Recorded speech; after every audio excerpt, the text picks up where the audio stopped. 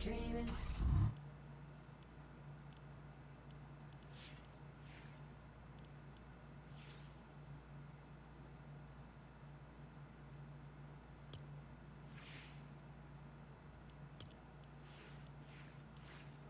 Of course. Don't stop, make it pop, DJ blow my speakers up tonight. I'm a Ladies, the mash. I see you with it, show to treat you right. Give me just a minute of your time tonight. We both are here to have big fun, so let it play. I see you with it, show to treat you right. Give me just a minute of your time tonight. We both are here.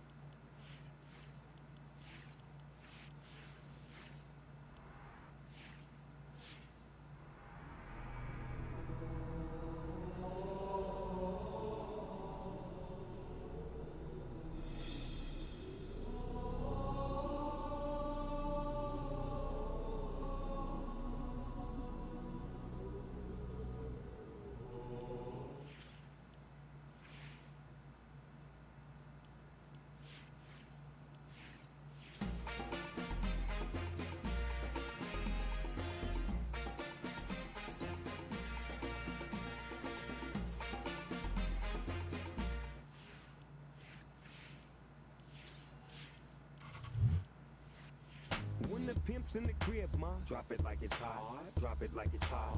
Drop it like it's hot. When the pigs try to get at you, park it like it's hot. Park it like it's hot.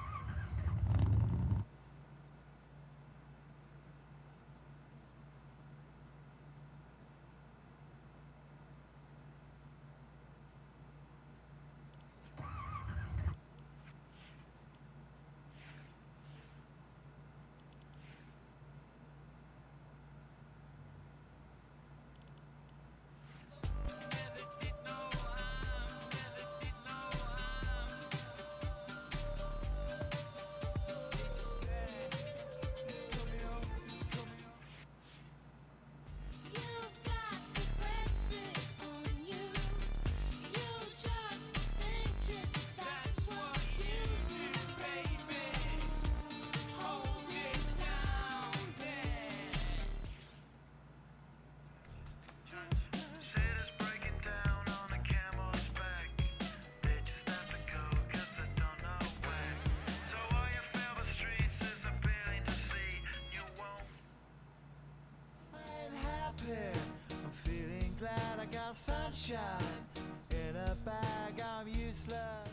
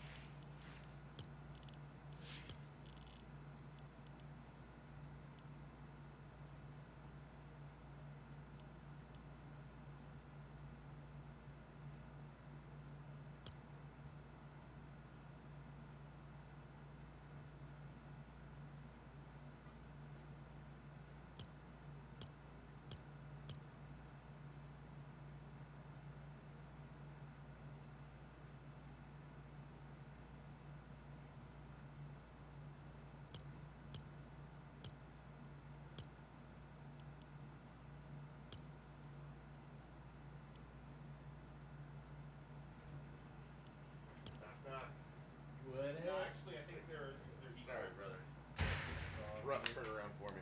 I'd rather have Russell Wilson Russell. than Kyler. Yeah. Now, I'm not talking about fantasy purposes. I'm talking about leading my team as a quarterback. I would rather have Russ. I'd rather have Jameis. Much rather have Jameis. I take the talent and I'm not sure what you put somebody else as the lead. I'm not sure what the And I'm talking about like sat down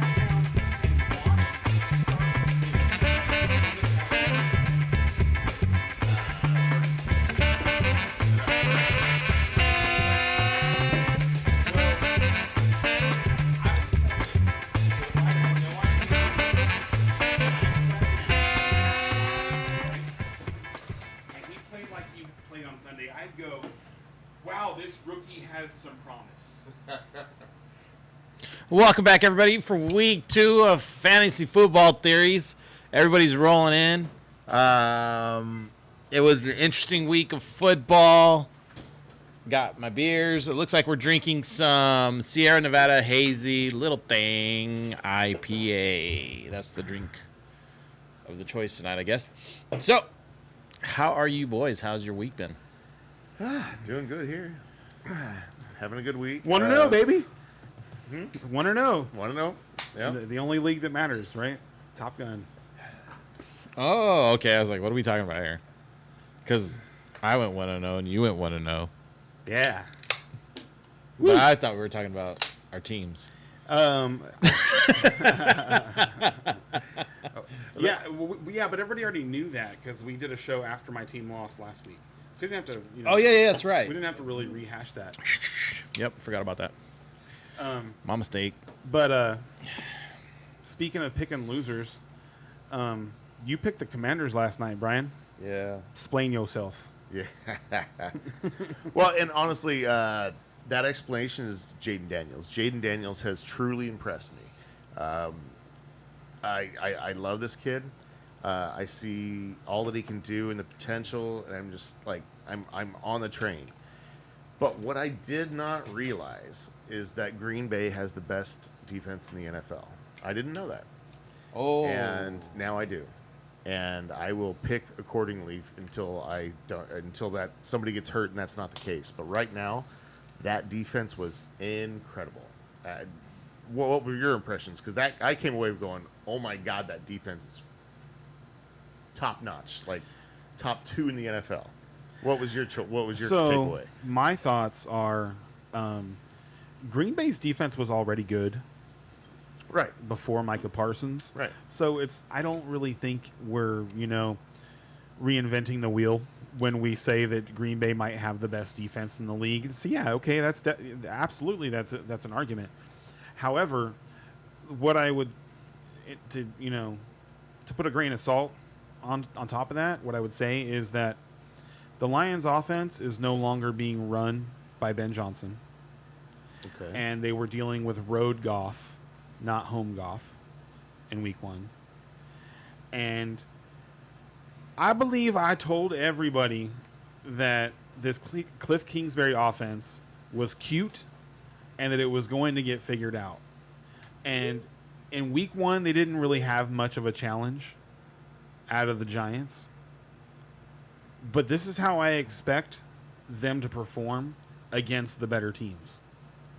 Like I think they have 0 shot this year of beating Philadelphia. I don't think they got any closer to beating Philadelphia with the decisions that they made with their team.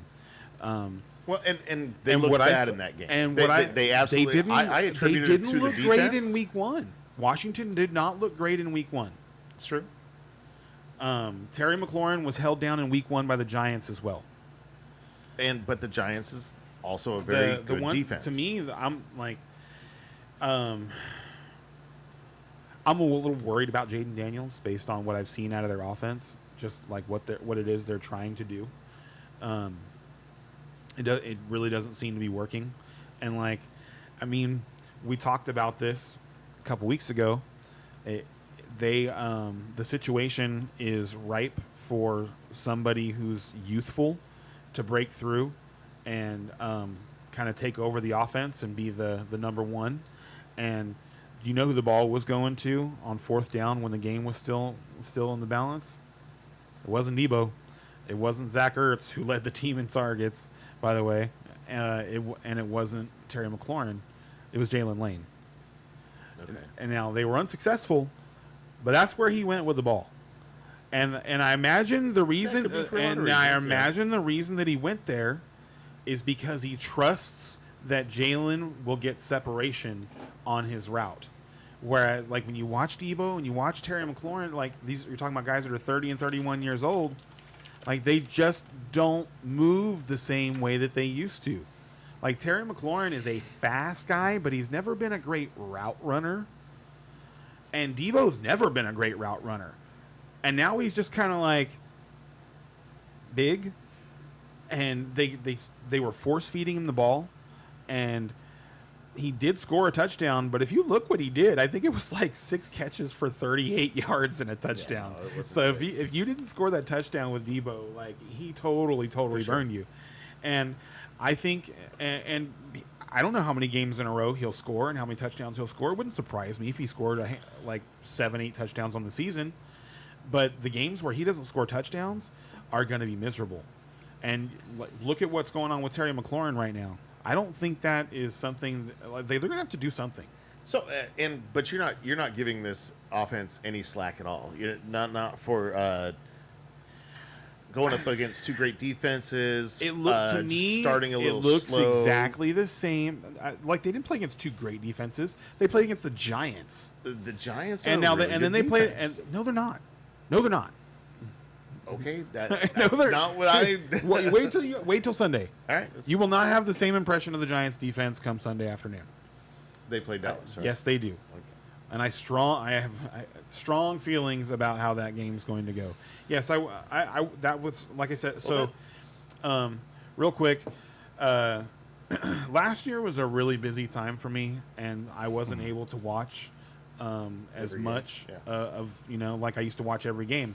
The guy who watches every single game is back now, and the Giants are going to be playing Jackson Dart within the next couple weeks. There's no way they stick with Russell Wilson on offense with as bad as it looked on offense. Everybody who watched that game, And comes away with the for same a conclusion. pass rush that supposedly has like 3 superstars, they really struggled to get to Jaden Daniels. Like, the Redskins, the Deadskins, I actually did that earlier today. the too. Commanders kept everything in front of them, the Commanders seemed to make things simple for the Giants and were willing to just like dink and dunk all the way down the field. There were no explosive plays. No. Like, I have not seen one yet, and they did it to everybody last year, and that's one of those things that gets solved about an offense right away as they figure out how you're beating them down the field, and they go, we'll stop that, and we'll see what you do after that. Right. And when the other stuff is like 2-yard outs and 3-yard hook patterns, it's going to be difficult to beat people. Now, it's not going to be as bad as it was this week, every week. Right. Like, There's a lot of so talent if you on didn't, that if you offense. didn't notice, Bill Krosky played very little in the game, and the reason, and that was on purpose, because he's a rookie, and they had a quick turnaround with the Thursday game. And he's kind of small too. So they didn't right? want to. No, he's not. He's 210 pounds. Okay. So they didn't want to stress him out. He might even be a little heavier than that, actually. Okay. He's a big dude, actually. Good size back. I think he's like 5'11" and 210, 215 pounds, something like Okay. that. And he looks great. It's now with Eckler going down, it'll be interesting to see how much they use him. Right. But I think that that's what they really need to do if they want their offense to get better. They need to re-identify themselves around Krosky and around Jalen Lane. And for But with God's the rookies, sakes, but with the rookies, like- it's almost always a pass protection thing. So is he getting the pass protections down? I don't think they don't have a choice now. Because they can't There are- have there are their other- star get there are killed other- just there are because they other want this guy with choices. good legs. There are Like other- they'd much rather put in Chris Austin Rodriguez. that Eckler will got defend the carted quarterback. off. They're not going to have a choice. Like I'm sure Chris Rodriguez will play some, but this is the NFL. Like if you want to win, I'm just saying, if anything keeps him off the field, that's what's keeping him off the field. and while Eckler was healthy. And Eckler was playing important downs inside the red zone as well. He wasn't like the stats don't show that, but the snap percentage does, and that I cannot imagine that's not going to be eaten up primarily by Krosky Merritt going forward. That would just absolutely shock me. It So definitely like seems everybody like who what it has him on the roster, this is going to be right now before they play again is going to be the last time that you can trade for him, because he's going to go through the moon, through the moon, not to the moon, through the moon. To the moon, Alice. Like he's already a great player. I think they were being conservative with him, and now they can't. They don't have a choice. All right. So, if Like I you're said, if you're a with Commanders all the fan, hype that's I think out there that's around him, I think that's how they get better anyway. Is like it's not the 30 and 31-year-old guys and 34-year-old Zach Ertz. Like for God's sakes, get Ben Sinnott on the field, and Jalen Lane looked great. Jalen Lane was it wasn't just that one play. He was getting targets throughout the game, and I think it's going to continue. I think it's going to increase. We'll see. We'll see. But those Packers are good. Those Packers are really good. That Micah Parsons guy, eh? yeah, he's all right. I think that kind of leads us into our Homer Minute. If you want to go into Dallas and what they look like without Micah and what you expect from them this week. Everything coming out of Cowboys camp is positive right now. There's a new buzz around the team.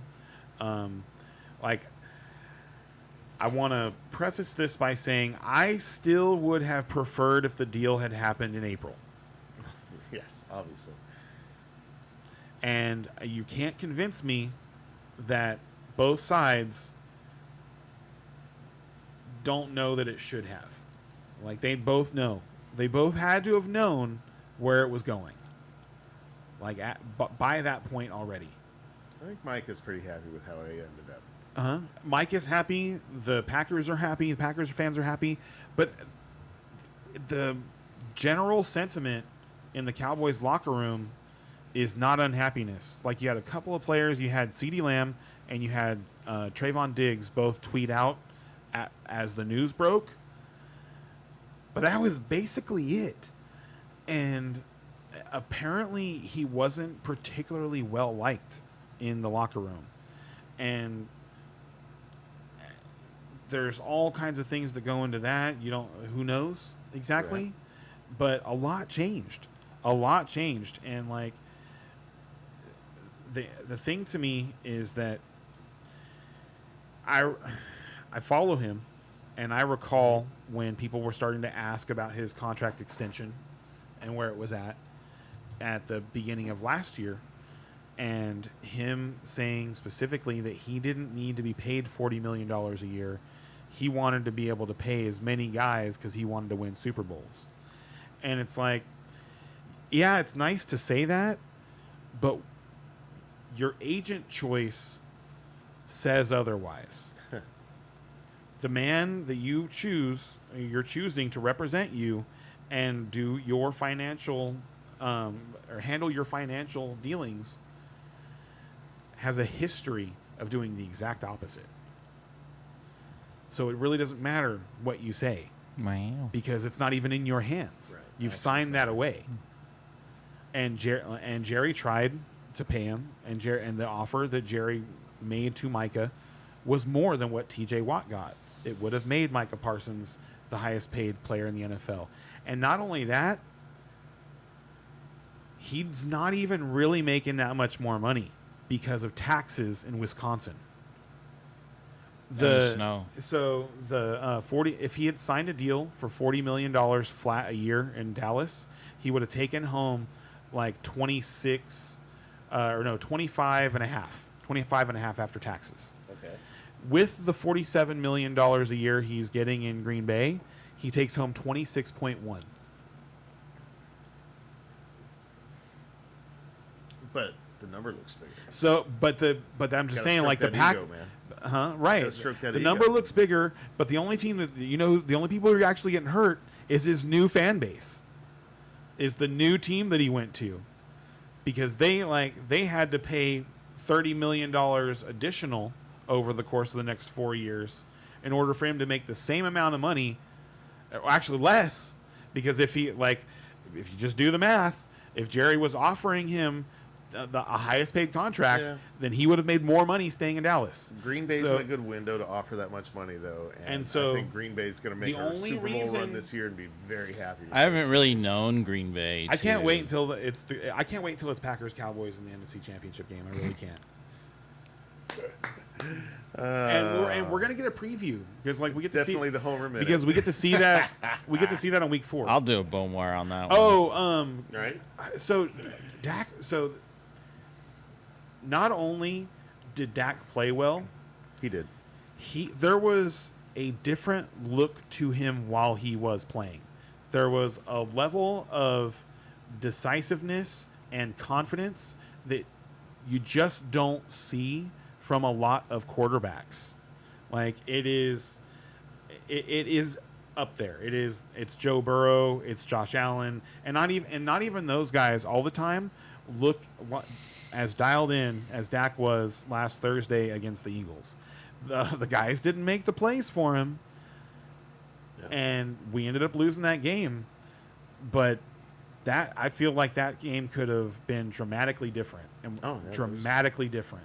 A couple of plays Some here and key there. turning points for sure. Yes, there were the Eagles got off the hook in that game, in my opinion, big time.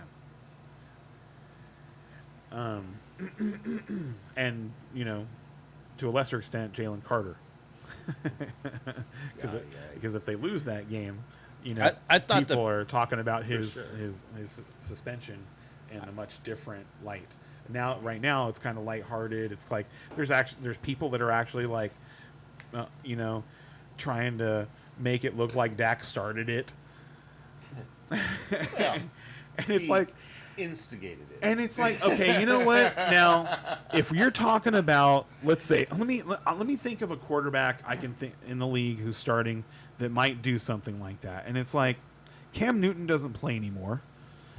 I'm not saying there's anything wrong with the situation. It was some players talking shit before the game, and one took it too far. I don't. So, if you watch the replay, it looks like Dak hears something from Jalen Carter, and kind of like what's up him, and like starts to walk forward and realizes that he wants to spit, and you see him look down and spit. Oh, I don't know, man. You see him look down. I don't You know. can't miss it. You see him look down Those are and some Dallas and colored spit. glasses right oh there, my man. god! Watch it again. That's crazy. He clearly looks down as he spits, and there's no way that's that you could have hilarious. interpreted that. And like, if you're the person, there's no way you've been in front of plenty of people that are talking, and like, let's say we're standing in a circle, we're drinking beer, we're standing outside, and someone spits. Like, we're in the same circle. It's like you know if they're spitting at you or not spitting at you. When you get within a certain distance of somebody, you know if they are spitting at you or not spitting at I you. definitely saw It an was a- angle that it was- made it look a little. Yes, the intentional, side angle makes it not look great, but if you All right. see the end zone angle, and you see Dak like going through his lineman, and and looking down and spitting, like there's no way that you could interpret like that he was trying to spit at Jalen Carter. That's crazy. Right. And like, Feels and so generous, just but hold on, all let me, right. just to tie this up real quick. This is a former Walter Payton Man of the Year. Like, we're not talking about Vontaze. What does that Burfict. even mean? We're about this is two rival So he's teams getting all talking mad. shit before the game. I mean, man, I don't care how great he is. He still can mad. talk a little shit. No, I'm not mad. I'm just like, and like Dak has always been one of those people that is high character ever since he came into the league. He's been has always been well spoken. Like, doesn't throw people or coaches under the bus. always has his guys back. Like, this is not somebody who is anybody. Like, if I, it's crazy. Like, You know tell that you tell patch somebody you get, the patch you get for that award that you get to wear on your uniform. that's what he has. you know? Right. When I see it on players when I'm watching football, Darth Vader. no, Lando. It reminds me of Lando. Really? I always Yeah. think Darth Vader, but I'm like looking at it like it's like a silhouette of Lando that's funny. when I look at it because he has that weird It is like cool though. It that is- weird it is cape cool. thing. We'll have to look at it. But Yeah. So what about you, Ray? So Star Wars. No. So one of the things I have written down was ooh, stuff written down. yeah from last on a Whoa. Post-it note. I'm getting fancy. Nice. Was I put Rams by 10, and it reminds me of that thought that what I was trying to get at last week was a lot of commentators are out there throwing the Rams like out there as a Super Bowl favorite. So, and for me, in order for that to like really stick, to be sold on that, was I wanted them to see them beat Houston by 10, and then I'd be like, oh, okay, you know. Yeah, we're probably in it. But what I did, they won by 5, I think. But what I did like was they finished the drive to a touchdown, and probably the last 2 years they've been struggling on like finishing that drive off. They were good to in the red touchdown. zone. Like they were good. They Yeah. were good in the red zone. Like they didn't. I'm pretty sure they only got there twice, but they finished both of the drives exactly. where they It got didn't- in the red zone. Yes. It didn't end, and so for the last 2 years, I'm watching the Rams get all the way to the red zone and have to settle for a field goal, and so that was the my Like they would make penalties. awesome They would takeaway. have. It was less about like their playmaking ability and like they kind of shot themselves in the foot a lot last year. I worry about your offensive line, but if so Houston is a tough, Houston's a good measuring stick, and the team overall played pretty well, but and based on what I saw, like it's funny, like that you said you wanted to see him beat Houston by 10, is like I think if you look at the schedule, I think you guys are going to start mauling people.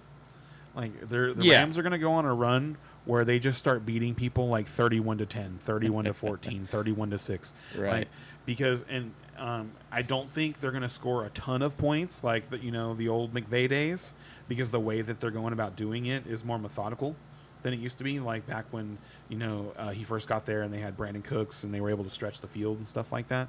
The offense is different. But from what I saw, like you guys have so many weapons, and it was exactly what I wanted to see between Puka and Devontae. Their skills like kind of bouncing off of each other, and they were not catching, or they were not being targeted in the same types of routes.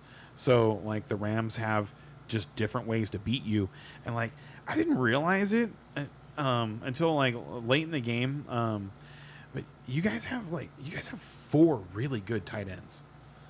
yeah. Yeah, they have. I mean, we had one good drop. They have Higbee, Davis Allen, who caught the touchdown, Parkinson, and then the kid who everybody thinks is going to be a star, Terrence Ferguson, who doesn't get to play very much yet. But I think you guys are just like loaded at the skill positions right now. And who really surprised me in the game was Blake Corum. He looked really fast. Like I don't remember him being that fast. He took like a little swing pass and turned it into like a 15-20 yard gain somewhere in the third quarter. Yeah, he didn't really show a lot last year, but They didn't use him a whole lot. no, for sure. But, I didn't, but when he did get his chance, he looked kind of ho hum. I was like, oh, I Agreed. expected a little more. and that was what I expected based on what I Right. saw in college. But and it's funny because McVay is one of those guys that just kind of like sees things that other people don't see in players, and kind of just like finds a way to unlock their talents. And I don't know what it is, what he did to Blake Corum, but he looked like a completely different player than what I saw in last season and in his tape in college. Maybe it's just as simple as willing to be coached. Maybe. Like he finds players he can tell that like are Knows how to willing reach to 'em. be willing to be coached. Yeah. Yeah, it's entirely possible. But yeah, I like the Rams a lot. I liked what I saw outside of the pass protection. Mm-hmm. But like I said, that's like Houston's a good measuring stick for where you want to be at the end of the season. But it's really tough to start off with them because you don't know exactly where you're at. So next week we got, or this Sunday we have Tennessee, and this should be a good example This is a of game not to play down. Like, wanna win by can you 3 play not Yeah. playing down? Can you win not playing down? You know, I don't want to see you play down and then win. Yeah, At- agreed. You know, I want to see like, no, we don't need to do this. Hey, so like, that's this is going a to show tough a certain road game, mental so maybe part. not 3 scores, maybe, but 2. You know, and Definitely, we're definitely 10 plus points. I'm glad you brought that up because it's like we've been on, or at least I have been on like this kick for the past couple of years that you have to win by 3, or you have to be up by 3 before you can let off the gas, right? And so we saw like that comeback that we saw, and we can get into that after your Homer Minute. But so as a tease, Which like, one are we talking about? The one on Right. Monday night or Sunday night? Jeez. So, well, but that's it for what I feel like I have to say about the Rams this week. So how about them Steelers? Dude, I got. How so, about them Steelers? So now, hold on, just real quick. After talking about his Rams, and your defense was awesome. Yeah. And that's really why I held like, them I to thi- 3 the- points the a lot of offense- those times. So Held them on the the red Houston zone. Texans defense is very, very, very, very, very good. Like that's a top 5 defense, and you guys were still able to score 2 touchdowns against them, Mm-hmm. and then your defense just they just destroyed the Texans offense. For sure. Like Nick Chubb looked great, but anyway, the reason I'm saying this right now is because the Rams defense is available in Top Gun, I saw that. I almost picked them up. and going into your Homer Minute, I gotta know, man, should I drop the Steelers and pick up the Rams? What's funny is in DFS they are right next to each other, and I went for the Rams because I'm like, ooh, matchup. I'm taking the Rams this week, and I was like, oh, Steelers are right there. Ooh, They're at home against Seattle. exactly. I'm like, which is a better matchup here? And so, would I drop the Steelers to go get the Rams? No, probably not. I'm talking season long, not That's just what I'm like saying. this week. Season long, but- I probably like the like, Steelers better still. Because I feel like the Rams are going to do this to a lot of teams. Like they're going to like you're talking about a team that's going to force turnovers and get sacks. But here's the thing: is at this point, I don't know what the heck I think, man. I thought I knew my team. I thought I knew my Steelers. I thought I knew what was going to happen on Sunday, at least to some degree. I thought I was going to watch my badass defense go out there and just get to work, tear apart Justin Fields. So This the guy Rams that we just got the rid Rams of. did get picked up. And instead, you got Bills versus 49ers circa it me? 1994. Was it me that picked him up? Anybody? No, it looked like No, it was a just random one of the Oh, randoms I you picked let him in. up in one or two leagues, so I wasn't sure. But yeah, my defense, like, I'm like, they're going to be top 3 this year. They're amazing. Everything is set up. Like Justin Fields, we know this guy. Like, our practice squad should be able to crush him. Like, we know this guy inside and out, and he tore us apart. Yep, sure did. Like, he knew Justin you Fields. If just you did as not well. watch this game, Justin Fields looked freaking amazing. He sure did.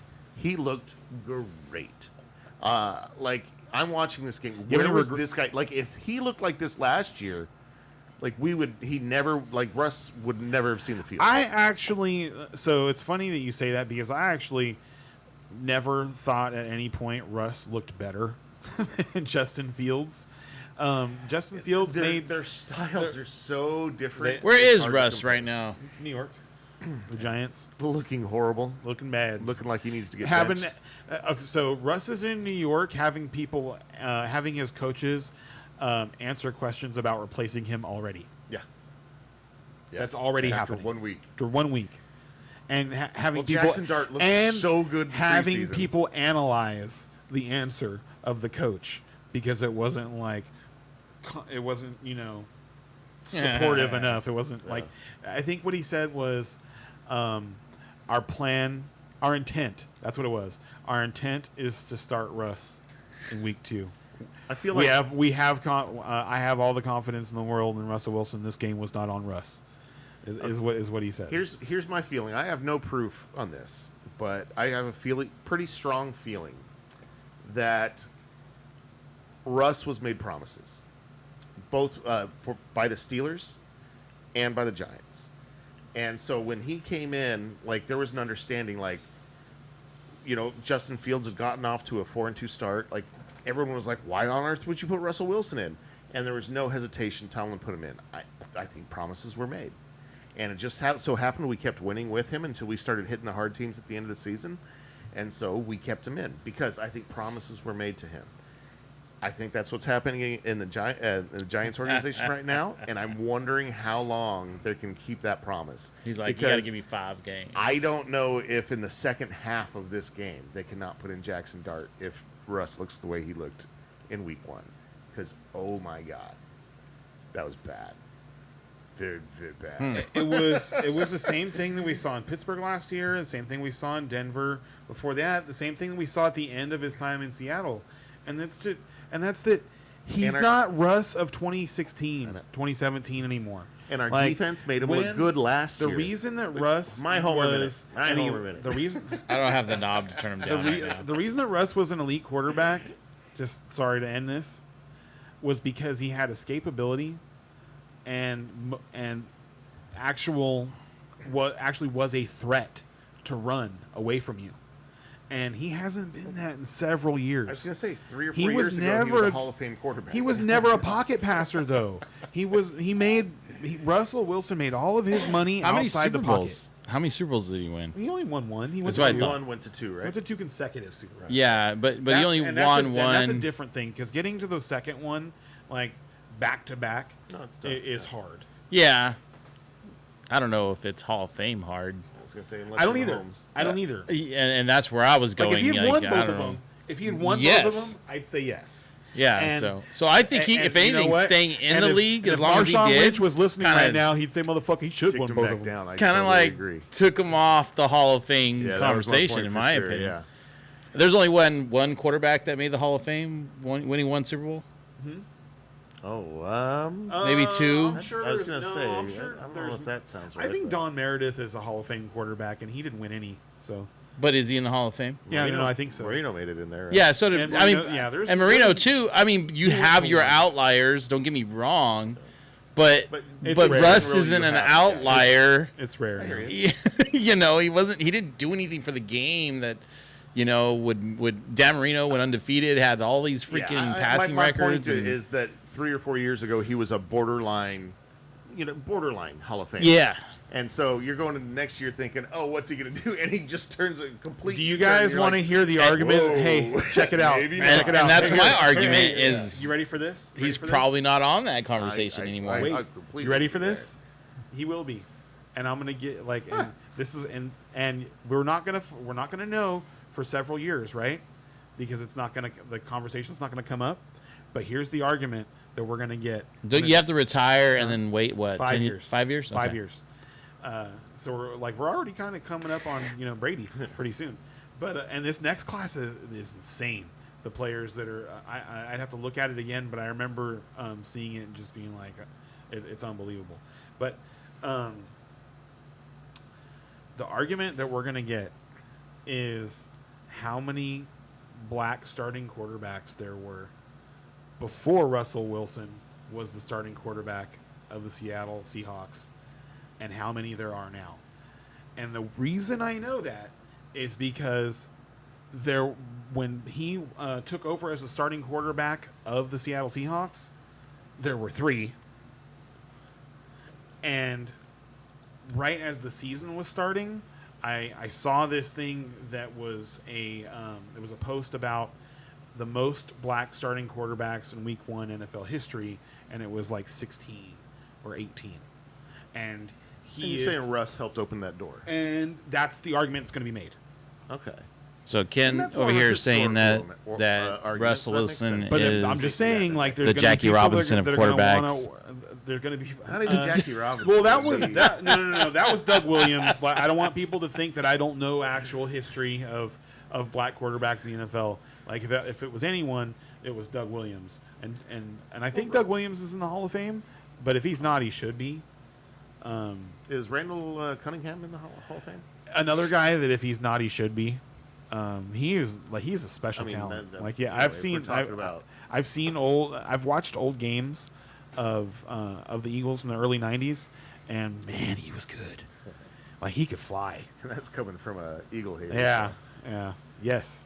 He was, but Randall Cunningham was something else when in his Eagle days. Like, it's funny because he had his best season as a Viking in Randy Moss's rookie year. They went 15-1. He threw like 40 touchdowns, and he had a really great year. And then it didn't continue because I'm pretty sure he got replaced in the middle of the next season. But when he was with Philadelphia, he was like Michael Vick. But Dude, he was fun to watch. But he was bigger. It's fun to watch. And he brought something. But new to and maybe I zoned out, but in regards to your Homer minute, did you mention anything about Aaron Rodgers? I hadn't got Not there yet. yet. Okay. Sorry, it's my somebody fault. interrupted me. It's my fault. I do that. I tried to claim it back, but there's just no stopping him. So once he gets going, yeah. But go for it now. Let's hear you. That's why I got to circle us back. So, That's yeah, what I no, need to so the do cra- more. It So. was just a completely crazy backwards game for me because I expected this massive game out of the defense. That did not happen, and I wasn't sure what to expect out of the offense. I just wanted Aaron Rodgers to be okay, just good enough to like. I wanted to win 17-3, 17-6. You know what I mean? Like, so if you would have told me, okay, you're going to have to score, 33. What is it? 33 Just don't points to crap win? your pants, Aaron. I'm like, fuck, we're toast. There's no way, But I tell you what, I was impressed with Aaron Rodgers and what he had left. I do think we're going to need to run the ball. He's going to need to stick to some of those runs that Tomlin calls rather than audibling out every time. But in general, like he was making those audibles because he saw something, and he was making those short little passes, and he was making the people around him look good. We've got that 2 tight end set going on. We've got Austin as our number 2 wide receiver. So to me, if you guys remember from last year, I am not impressed with Mr. Austin. I think maybe he's a number 3, number 4 wide receiver, like a special skill set at best. Having him as my number 2 is incredibly scary. But Aaron Rodgers made him look good. He really did. There were some plays I was like, "What? That was Calvin Austin? All right, cool." So there was definitely like some things I wasn't thrilled with, but in general, that was way more than I expected out of Aaron Rodgers. How And disappointed to have were- a quarterback that can bring us back, and then at the in the fourth quarter was amazing. And just gotta say, mwah, the fucking way that game ended. Did you guys see it? Yeah. With The hit Ramsey. on Wilson. Yeah. You had to be holding your breath a little bit as a Garrett Wilson manager in no. Top Gun. Well, it's all Steelers at that point. But no, because it's like, get that ball out. Yeah. But that was so beautiful because it looked like they were going to get into scoring position, and here comes Patrick Ramsey, just boom, and there goes the ball. It was Jalen it Ramsey. was Jalen. sorry. That But did just- confuse me there too for a he- second. I was like, sorry. okay. He's new to our team. I'll get it right. But he's not new to me. But no, that was that's true. I Or literally me. I'm a Florida State fan. I was literally squeaking. My voice was squeaking the next day because I was screaming so hard during that fourth quarter. So that was an amazing game and so much fun to watch. And hey, if nothing else, I thank Aaron Rodgers for that game because that was fun. Hopefully, he has the endurance to go all the way. Right, Yeah, that I was the hope so first too, game man. of the league. Oh, dude, I this know could he's be been fun. talking to He Joe Rogan about his seems- nutrition I or have whatever. hope right now. But He seems energized, man. He Yep. seemed like he was like Aaron Rodgers doesn't usually show a whole lot of emotion, and he seemed pretty genuinely excited that that they had played so well on offense and they got the win. And then to particularly have against his the Jets. defense go out there and end the game for Yeah. him, I mean, that's not. Yeah. Yeah, so they're honestly, think that was a good fit for him. That- Even when I heard it, like first, like, oh, Aaron Rodgers, the Steelers. I don't know if it was you two who told me or what, but I was like, oh yeah, that sounds like a good fit, like a competent head coach. Yeah. That at least knows how to do put something, a little bit of something in football. Probably knows more than him. I don't know if he's had like Well, direct head coaching that like knew more than him, or at least made him like, or he had the confidence in that. yeah. that's what I was You going know, to say. I think Has there's the a respect. Yeah, there's a And if you notice, you remember last year, Aaron Rodgers did the Pat McAfee show every Tuesday or Wednesday or whatever it was, his day off. Not doing that this year. I think Mr. Tomlin might have gotten in his ear and been like, no. None of that shit. That's good. These should be focused. Absolutely, man. And I loved it. So week 1, I'm happy, hopeful, and Before we move on ready to go. to picking the games real quick, I just want to ask you about the running backs. Okay. Jalen Warren Jalen Warren was the best fantasy play, but Kenneth Gainwell had the most snaps. And we all know that Caleb Johnson has the most talent. So you couldn't hear me. I mean, you don't live that far away from me. You couldn't hear me screaming at the TV during the first quarter. What the F is Patrick Gainwell doing in there? Like, I've been watching this guy on the Eagles for years. We got a question from Jungle. I'm not going to say his full name. Wait, why? Because, But anyway, Jungle Show. wants to know, y'all, should I start Brees Hall over JT and start Tyreek at flex? Oh, no, I would start both the running backs. Yeah, I was like, no. Okay. JT's Jonathan Taylor, right? Yes. And so, like, at first I'm like, ooh, that's an interesting question. And then you bring Tyreek into the mix. And it's like, no, you bench Tyreek. You bench Tyreek. Yeah. That's not a question. Until further notice, until Tua goes through an eye You exam. have to see something, yes. He's going to need to get cleared medically. And honestly, I have this small hope that Tyreek Hill might be a Steeler. Like, he's getting traded somewhere, and we need the Tyreek Hill on the outside would be a hell of a lot better than Calvin Austin, man. That would be fun. That'd be great for Ray. Oh, like manager of Tyreek Hill and Top Gun. He said, he already has Garrett Wilson and Justin Fields, so he's worried about starting 3 Jets. Okay. That does bring something. Who do the Jets have this weekend? I'm sorry. The Jets. Bills. No, I play them. I was gonna say, I expect the Bills really struggled against the run. Now everybody struggles against the run against Baltimore, but they really look like Swiss cheese, and so I'm starting running backs against them until they show me I shouldn't. Gosh, now if you're a huge favorite here, I might consider trying to bench one of them. Like, you know what I mean? Like, if you're like, I'm supposed to crush this team, maybe then I take some of the variance out by not putting in one of those Jets. But that's the only way I can do it. The only thing I can think of is if my opponent had a bunch of Bills or something like that, and it's like, if this goes wrong, it goes really wrong. But other than that, no, I would rather start the Jets than start Tyreek Hill. I was, like I say, I'm a Steeler guy, and I was so impressed by the Jets last week. Brees Hall in particular. Yeah, Brees Hall was amazing. Justin Fields was amazing. Garrett Wilson has getting too much of the. It doesn't matter if Garrett Wilson has a bad matchup, and Brees Hall looked way too good to sit. That's my position. Yeah, I feel like you got to ride the hot hand there. Love the question though. Yeah, definitely. Thank you. I can see why you're questioning it. And why you're throwing like, oh, I need some. Yeah, but if you some feedback, and now if you didn't watch the Dolphins game,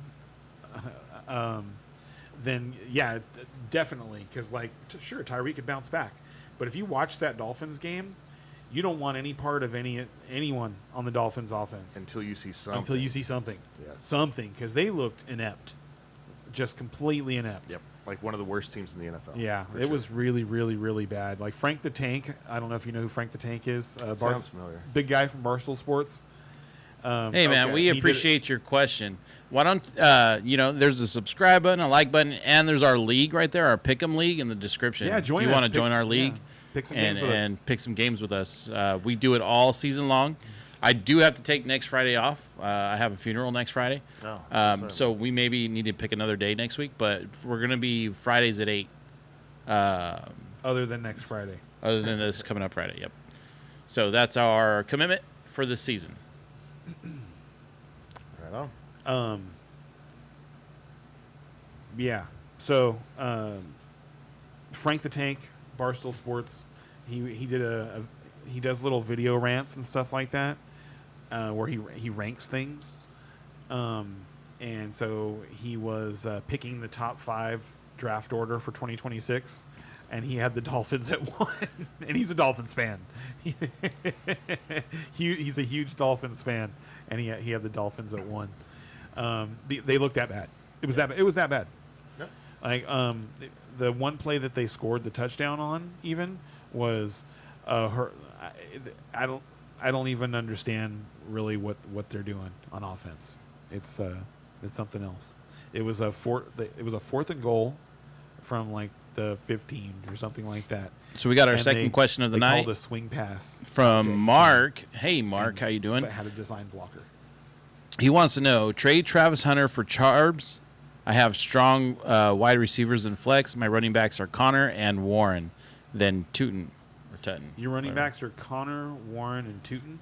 I think Tootin is going to get more playing time as the season goes along, because Travis Etienne looked okay, but he had the same issue that I talked about with Miles Sanders last week, where like he should have that one play he had like a 70-yard run, and he should have had a 90-yard run and a touchdown. I think we're getting off subject, because to me this sounds like a great trade. This doesn't sound like a great trade to you? I don't think I want to trade Travis Hunter away. I don't know, man. I think bird in hand is how I see this, and you need running backs now. And Travis Hunter is a maybe. But I would do that trade in a heartbeat. You think Zach Charbonnet is more than a maybe?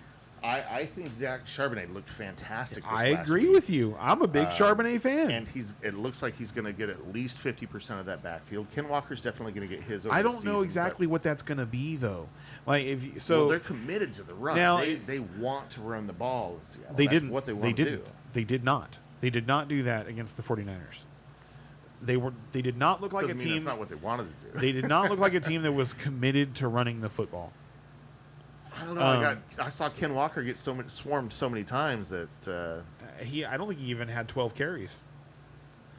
They didn't run the ball very much. I'm pretty sure Charbonnet had more carries than Walker did. sounds like we got to look it up.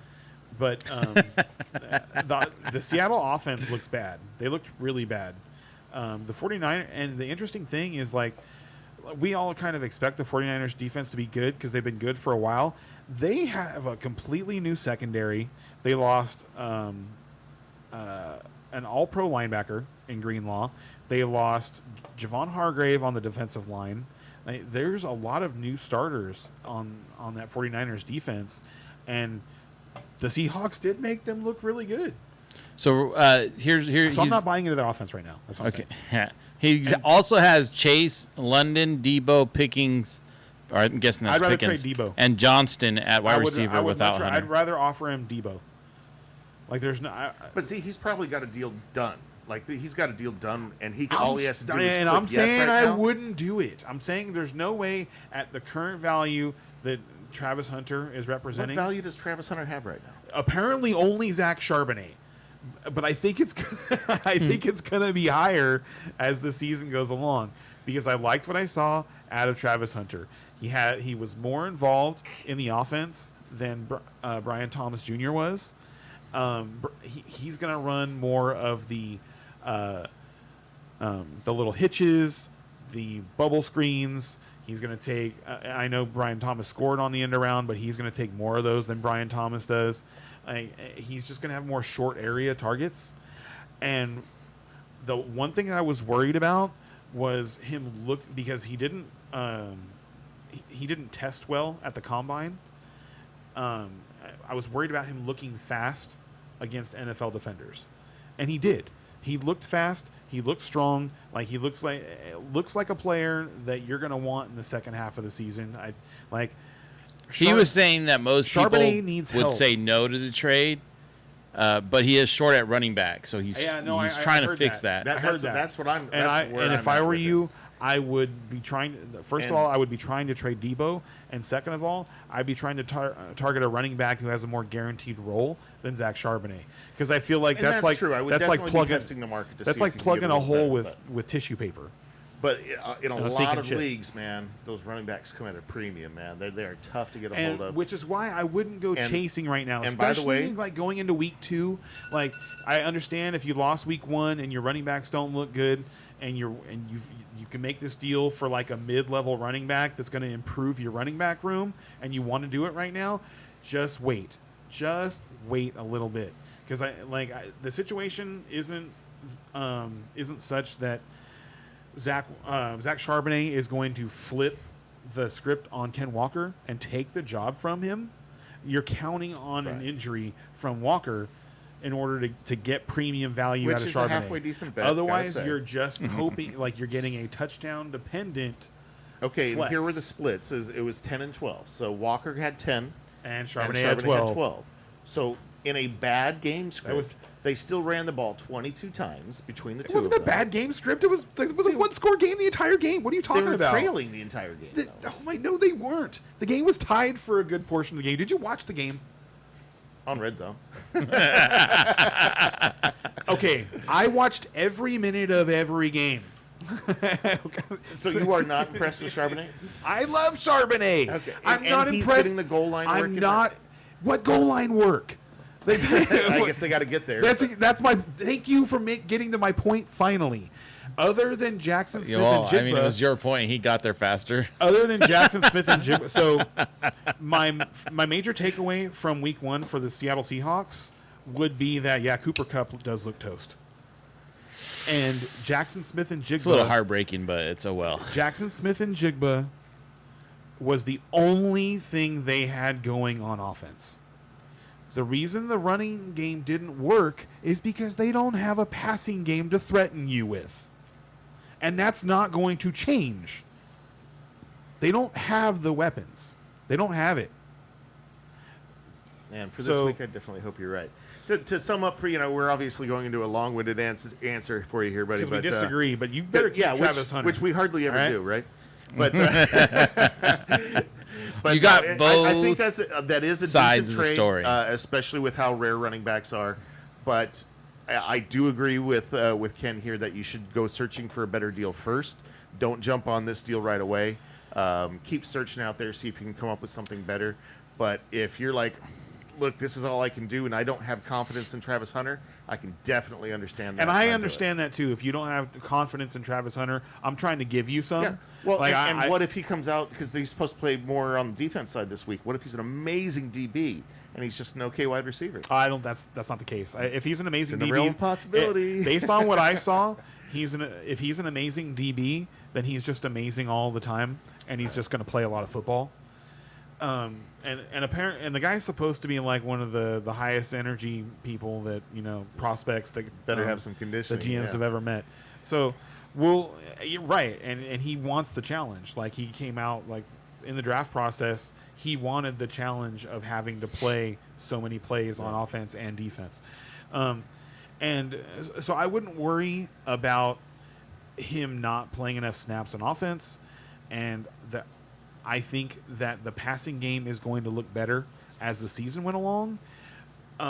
Watching that game, after the game, people seemed to be kind of down on Trevor Lawrence, like he didn't do enough. But when I watched the game, I thought he didn't have to do anything because they just kind of beat the hell out of him with Travis Etienne and Brenton Strange.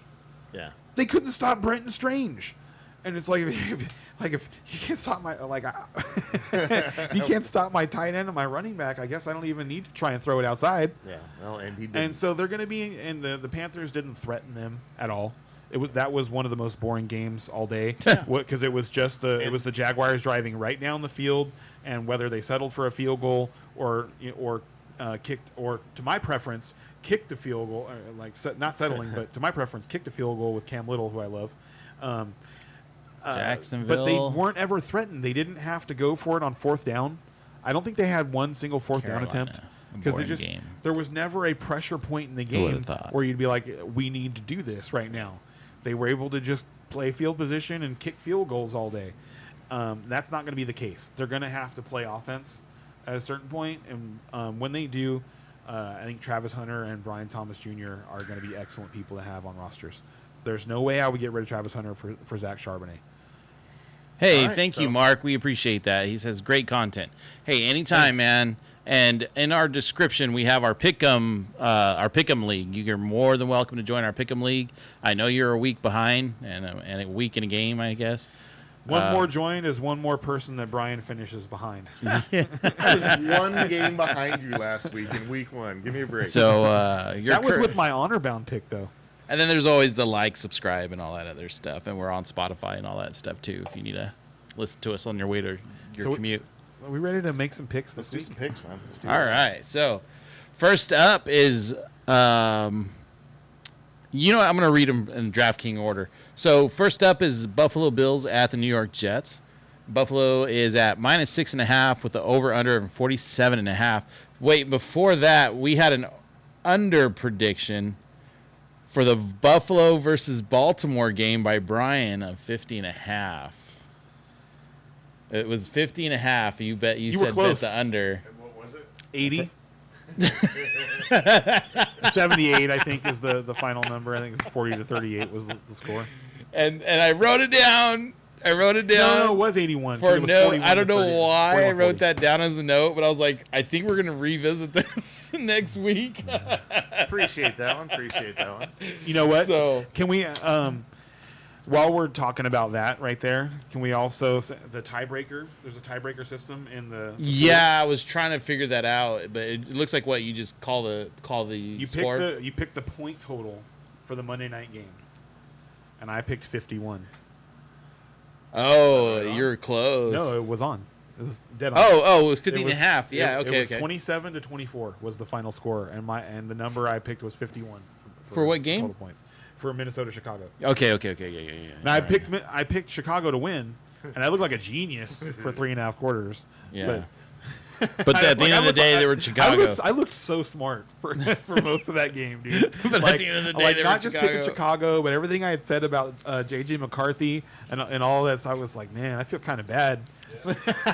By the way, I am the lead scorer right now in the Yes. Deadpool League Yeah. by one game. Yeah.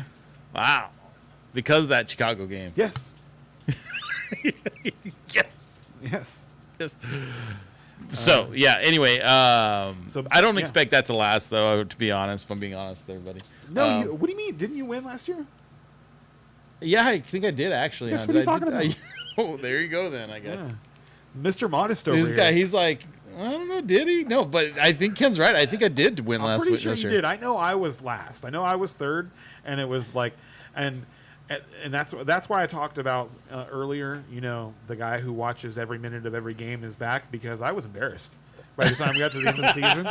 Dude, I knew you were taking this season serious when you were like, "No podcast. I want to focus on my picks." I was like, "Oh, this guy, he's going for it." No, yeah, I was very embarrassed by everything that happened last year, and everything except for my half PPR dynasty league where we Okay. went 13-1. Yes, I'll take one. All right. So anyway, Anyway. back to the game.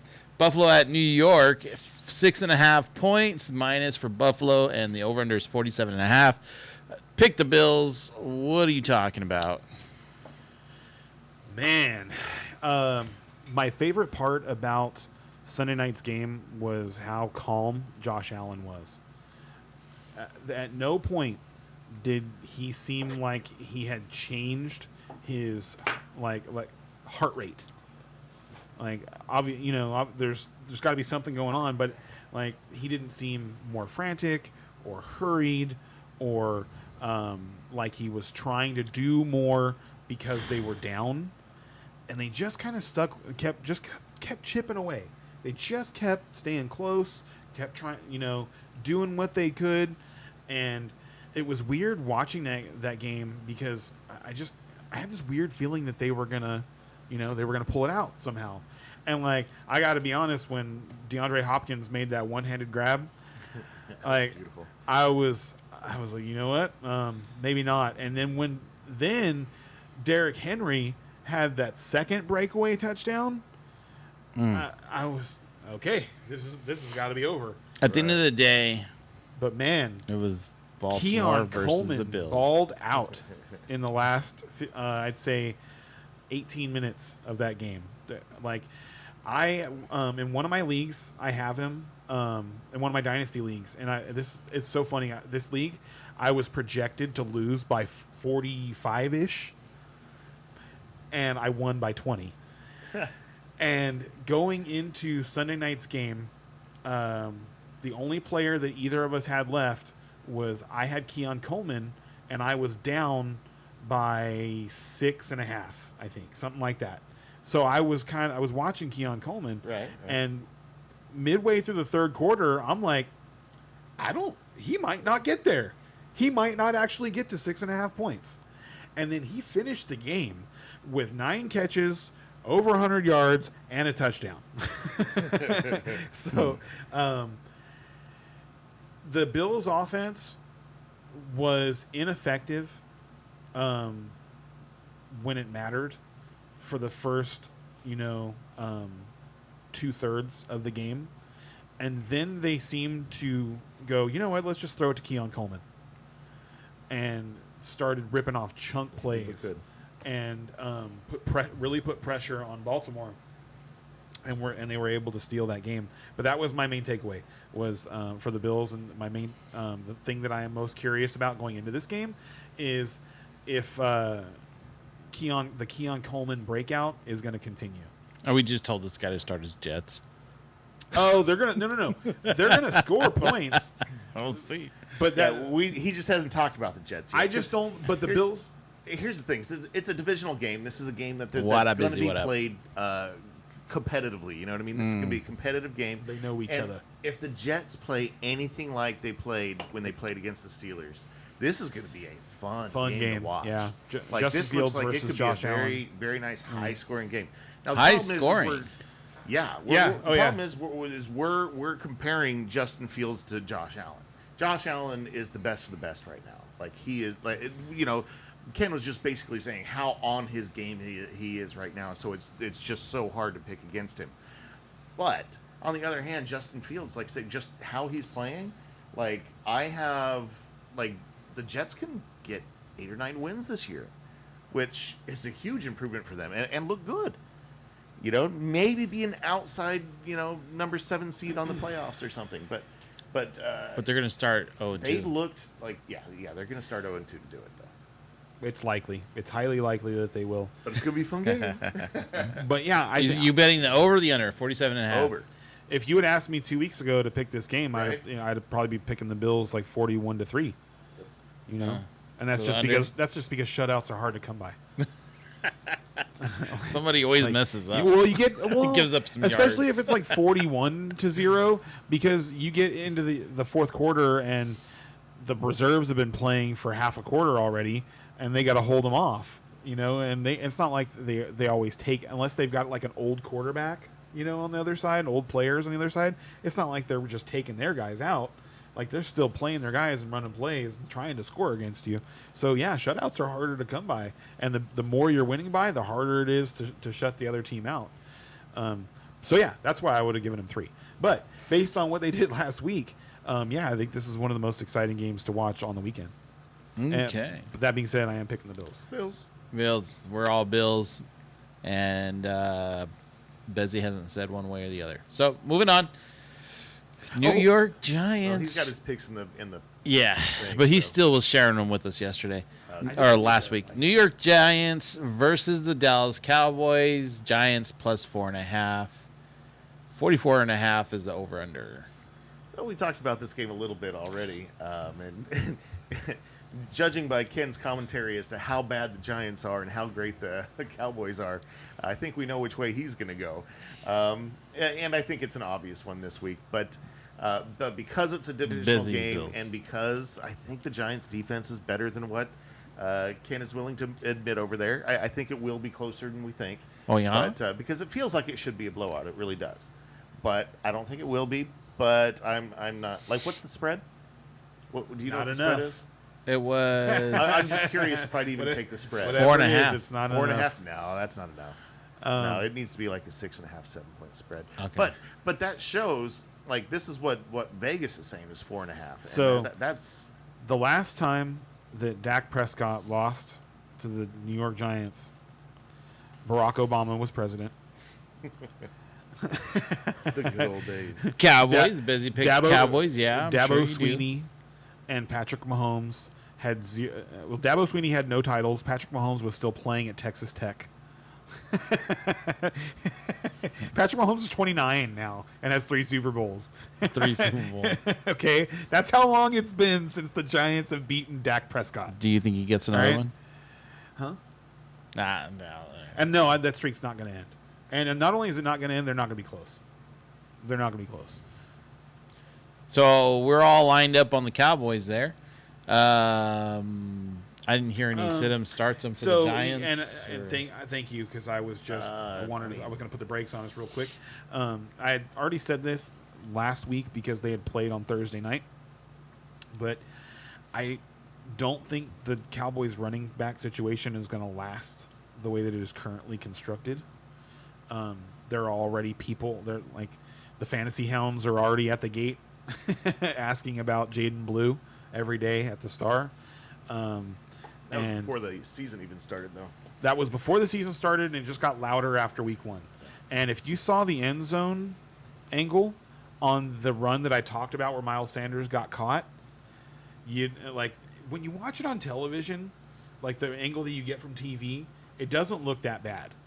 But when you watch the end zone angle, it's really, really, really bad. It is a perfectly blocked play. Like, even like Terrence Steele, who I've been highly critical of, the Cowboys' right tackle that they pay like $18 million a year to, came all the way down from his right tackle spot and leveled Cooper DeJean on the second level. Completely wiped him out. There was no secondary player that was going to be able to turn around and run after Miles Sanders. It was Zach Bond or nobody.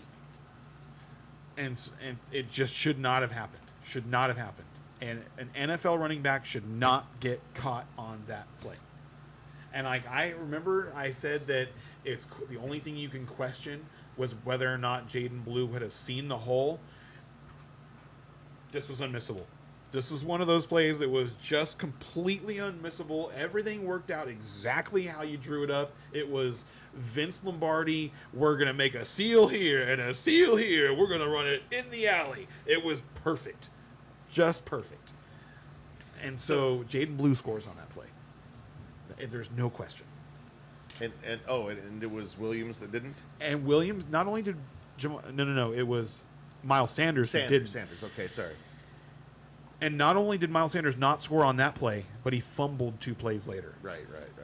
So I doubt he's going to have a huge role in the next game. But so Javonte Williams. I is the don't big think question. it's this week. It's not this week. But that- Javonte Williams, that's who I want to hear you talk about because, that's who has the starting role right now. What do you think about that? So, I think that Miles Sanders is the one that's going to get phased out. I agree. Javonte looked great in pass protection, and just looked tough with the ball in his hand. He didn't look particularly explosive.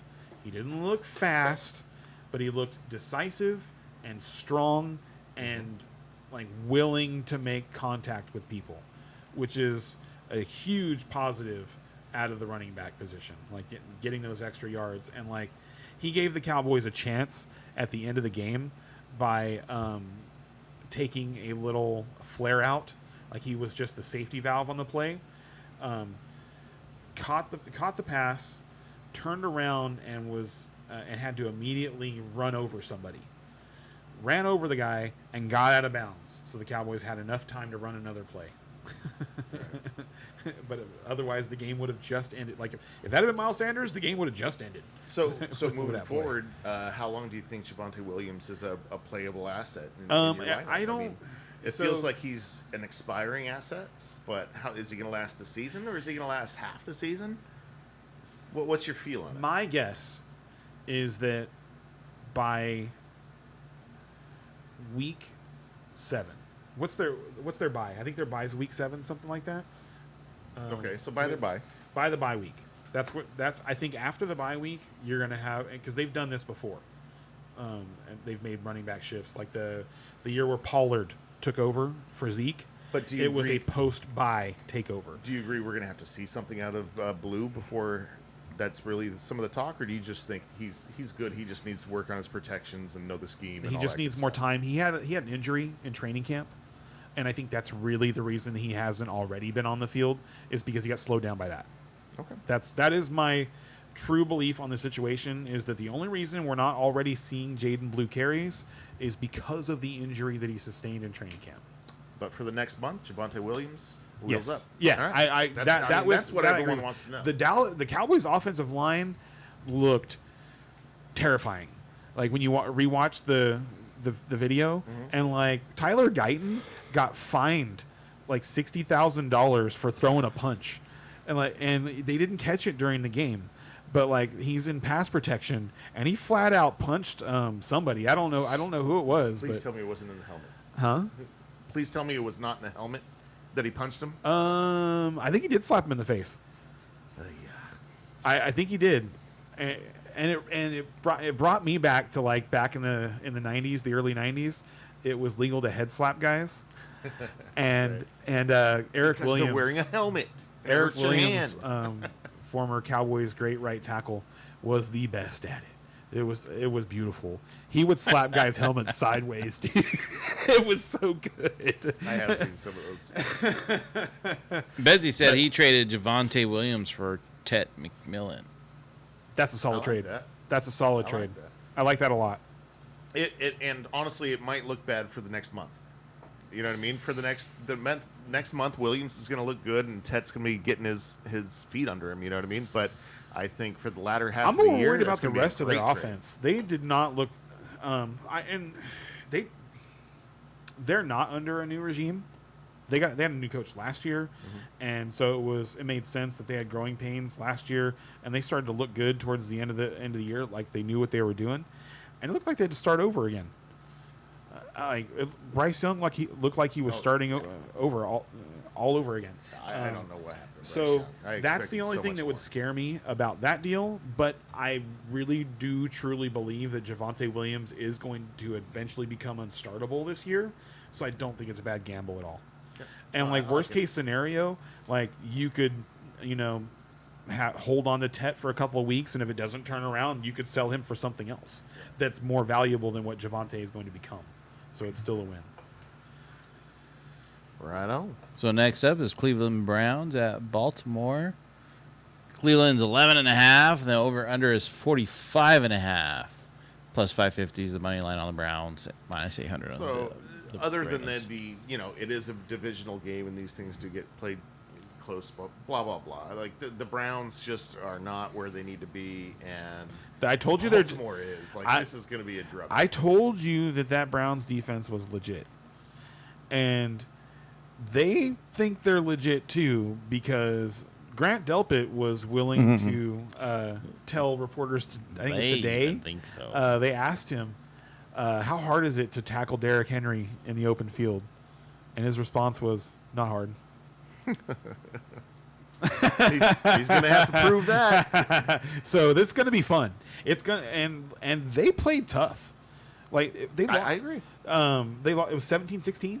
Was that the final score? The Bengals game. They made Joe Burrow's life miserable.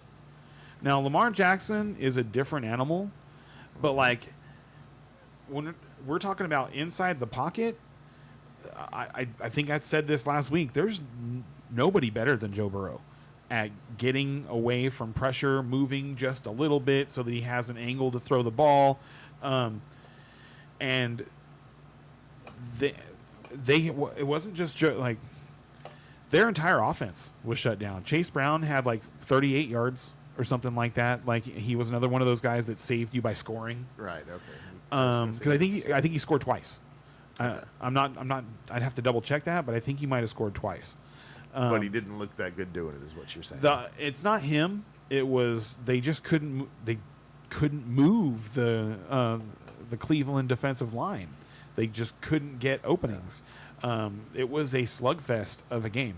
It was a well played game on both sides. I thought the Browns looked like a much more buttoned down operation than what we were expecting going into the season. And I also thought the same thing for the Bengals defense. The Bengals defense was better than what we were expecting. So honestly, I want to ask you guys real quick. Did you see the look on John Harbaugh's face at the end of the Bills game? Not that I recall. He looked like he had just lost the Super Bowl. There's quite a bunch of different it facial was- expressions he was giving. It was he looked defeated. And the reason I bring that up is because that's one of those things that can kind of trickle down. You know, it can carry over, and like there can be like a hangover effect. You know what I'm saying? So when they And meet so, again like, in the playoffs, I you're thought- saying that they've got an advantage. Huh? You're saying that Buffalo has an advantage when they meet again in the playoffs? I think No, what he's no, saying no. is it's going to impact their performance this week. Yes. Wow. Yes. That yes. much, okay. Yes. I'm like, and it was really interesting. It's like, you know who Dave Portnoy is? The Pizza guy. Yes, Stool Presidente. He's like the CEO of Barstool Sports or something. Yeah, like that. but he does pizza reviews. Yes, he does great pizza reviews. I live by him. They're great. Yeah. So anyway, he's a huge sports nut, and he makes a lot of money betting, and he said that So he'd almost rather be Baltimore coming out of the game than Buffalo, and I completely disagree with that. Like, if you looked at like what was going on in the middle of the third quarter, the Ravens were celebrating like they were about to go to the Super Bowl, and the Bills looked like they were a team that was like on the verge of being lost, and like one of those, like it was one of those, because you know these two teams have met in the playoffs a couple of times, and they have quarterbacks that have made playoff runs and are both expected to, you know, at some point win a championship. And you know the it's like the kind of window is closing type deal. Could be happening to either one of them at any time. You don't actually know. They're at that age, and so it looked like a playoff game where one team's season was reaching a new pinnacle. Yes, and one team's season was ending and entering a time of uncertainty, and then it completely flipped around at the end of the game. The Bills were completely energized, and the Ravens were completely deflated. And I'm like, I almost, like, if this was in Cleveland, I would be picking the Browns to win. But I think like the Ravens going home for their home opener, like they'll find a way to pull it out. But it really wouldn't surprise me if they start this game on the back foot and are behind. So for- you're taking for a little while. Cleveland to cover then? I don't even know if to cover. I'm just saying. Well, I mean, like, it's 11.5 points. huh? Oh, it's 11.5? Isn't it? Ooh, really? That's what I'm saying. If it, like, the way you're talking, you have to take the, Ooh, the man. points then. Yeah, I would take the points. I would. All right. Shot that for next week. Oh, sure. Points. Got That it. sounds great. Yeah. all right. So we Cheers. got Cheers. a Bowmore shot. No. No. Regular shot. No. Nice try.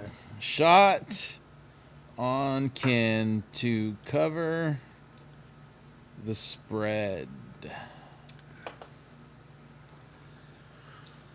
Cleveland All right, versus so- Ravens. I'm going Ravens. Yep, we're all going Ravens. going but, Ravens. But Ken's calling But I think a they're- but I think close, I'm calling it a active game. comeback. I love it. That's what I'm saying. The Ravens are going to have to make a comeback in this one because I think they're going to have a little bit of a hangover from that loss in Buffalo. And Bezzy was saying that in our league, he was offered Lamar Jackson, Rome Odunze, and Kenan Allen for Jamar Chase. Wait, what? But he in our league, he was offered Lamar Jackson, Rome Odunze, and Kenan Allen for Jamar Chase. But he Keenan- rejected it oh, yeah. because last year he got rid of Chase too early. So he's feeling the No, I think repercussions No, you from keep last year. Chase too. for sure. It depends on your lineup a little bit, whether you can work on it. But no, value-wise, you take Chase. Yeah. For sure. Yeah. So there you have it. We're all going Ravens, and next up is the LA Rams. It's good that guy's trying to move, one of those quarterbacks, though. That's Yeah. good because I forgot he's got two. he should be doing that. Oh, and on that note, I did get my review up today. Oh, okay. Yeah, I cool. saw that. I did didn't get a not. chance to read it though. So- We got a question from Mega Brick. up, Mega? Mega What's up, dude? Brick. Tough decision for me Dude. this week. Start Kyler or Herbert? Not tough. Start Herbert. Ooh, Kyler's got a good matchup. Who's Herbert? Herbert has. Here's what's important though. Kyler sucks at football. Okay, we were having a big discussion about this when we opened the show, I think. But yes, Ken absolutely hates Kyler. Just thinks he's a horrible football player. I think He that might be good is at Call of lacking Duty. some mental I don't- skills, but he has the physical talent. Is that and, because he's that playing shows Call on the of field sometimes? Now look, Kyler does have a really good matchup this week, and Herbert has who? I think Herbert has a decent one, Herbert has too. the Raiders. The Raiders. I'd take Herbert. Ken, what do you think? We got two questions I think behind you should this drop question. Kyler too, by the way. Murray. Don't do that. Don't do that. Kyler is going to have a good week. No, I'm you know what? starting No, him at least honestly 2 though, I weeks. would trade him. That's what I would be trying to do before he plays any more football games. I don't I'd be think trying you're- to trade him. No, if you You're not trade gonna him, get you any trade him value off out of him. Exactly. So you trade him off of a great game this week. If he that has a great happens, game that's this true. week, That's better advice. And he has a good. I matchup, dislike then We're Kyler three so much that questions I was willing behind to now, take the guys. hit on value. you just drop him for whoever's on the waiver wire. I did. In one of my leagues, I dropped him for Caleb Williams. All right, next question. I swear Next to question. God, in one of my leagues, I dropped him for Caleb Williams. Move on. So, Mega Break wants to know: start Arizona defense or Buffalo defense? Arizona's defense looked better, and they have a. I'm sorry. Matchup who they. Arizona is going against. Let me see. I don't have it on that one. Let me see on this one. Arizona Panthers. Yeah, Arizona defense for sure. Oh yeah. Love it. Yeah, Bryce Young and company did not look good last week. Man, expected way more. He made Kyler Murray look good at football. Next question: do you think Scatabo will be fantasy relevant? That's from Michael Goldfield. Man, Thank if you, that Michael. guy doesn't end up being knocked out with concussions because he just wants to hit everything, I mean, it's fun. It's cool to watch. It's been a long time since we've seen somebody that's willing to like take on contact that way, embrace contact that way. But he's not built like Mike Allstott. So Just plays like him. he just plays like him. Yeah. He plays with the same kind of fury, but he's only like 215, 220 pounds, whereas Allstott was 245. Right. And and so it's just a completely different thing. I want it to work. I want it to work so bad. I'm so happy for him that he already got the angry run scepter, and that he was cocky about it. And he's like, "Oh yeah, I knew you'd be here. I'll see you again soon." Nice. To Kyle Brandt as he was leaving. And so I love the guy, but from what I saw from the Giants offense, I don't want any part of it other than Malik Neighbors and Tyrone Tracy. And Tyrone Tracy did. I was going to say, do you want Tracy looked really good. He's good. He's a really good player. Well, I thought his numbers were bad. No. Am I wrong? No, I need to look it at was like right around 10 points, but he didn't score. They didn't score a touchdown. The team didn't score a touchdown. It's Well, that's it a is problem. difficult to Fair. it is difficult to look good fantasy wise for anybody. But that's gonna when the happen a team lot doesn't for score the Giants. touchdowns. Rams, which that's is right. why I don't want to buy into any of the Giants players. Like I'm willing to buy into Tracy because when they go to Jackson Dart, the team will become threatening and will start to score. He only had 10 attempts. Yeah, because Okay, he did have 5 targets too, so I mean that's something. Only caught 2, but that's 12 touches, man. 12 touches on a bad team that might not score a single touchdown. No, thank you. you'd rather have Scadaboo. I'd rather be going to another option. That's what I'm I'd- saying, too. I'm starting Trey Benson over those guys. So it sounds like the question was Scotabo going to be relevant? So it sounds like you both are saying nah. Not until they switch to Decent Jackson. chance, but not for a Nah. while. Not is at least not until they make the change of quarterback. Okay, so next No, question. That's very true. Full PPR start, Mark Andrews or Jake Ferguson? Ooh, that's terrible. I'd start Ferguson. Oh, Mark Andrews or Ferguson? Yeah. yeah, Ferguson for Now, I do want to say that while I do think Mark Andrews is kind of like entered the touchdown dependent tight end territory, sure. 100%. I don't think it's going to be as bad as it was against Buffalo. That was the one good matchup they had on defense was against Mark Andrews. okay. They were able to take him out of the game. And the one thing to say for Andrews is likely is not in there yet. So, Right. I mean, he has that position to himself. Mm-hmm. But because he did nothing with it last week. I would start Ferguson. Yeah. And Ferguson got 6, 7 targets, Dak always gives his tight end and that a was in a handful of rough targets. matchup over there. I And think when that he's the, got a and when the better Cowboys matchup are this week. expected to score 25 plus points, it's a good gamble to roll with their tight end because Dak likes to throw to his tight ends in the red zone. And I'll tell you, I'm starting Ferguson this week, so I'm riding with you, brother. Yeah, definitely Ferguson over Andrews. All right. So next question, and I see you, Connor. We'll get to yours too. Next question: start Javonte Williams or Henderson? Henderson's got Miami. Oh man. Gosh, that is. I mean, it's So I'll tell you what. bird in the hand or two in the Now bush. hold here. on. I mean, here's what I'll say. Like, this is week 2, okay? And based on what you invested to get Henderson versus what you invested to get Javonte Williams, I know it probably felt bad if you started Henderson over Javonte last week, Right. but I'm gonna stick with it again. Like, Henderson looks great. They have a better matchup this week than they did last week. Their offense kind of shot themselves in the foot last week. Drake May didn't play great. I think they'll play better this week, so I would rather play Travion Henderson. I see you, Aiden. We're gonna get to your question. honestly, to me, it's almost 50-50. I might go Javonte Williams like 51-49, but just from what you're saying, like the feel good part of it, like honestly, like anything would be a tiebreaker for me. So if putting Henderson in there makes me feel better, I'm putting Henderson in because it's just so close. So do what makes you feel good. And a lot of times the situation is who would you feel worse about doing well on your bench? Right. Like, would you Hey. are you gonna if Henderson scores more on your bench, are you gonna feel worse, or if Javonte scores 20 again on your bench, are you gonna feel worse? And a lot of times that question is easier to answer than the who should I start because they're gonna score more points. It's more about like what can you live with.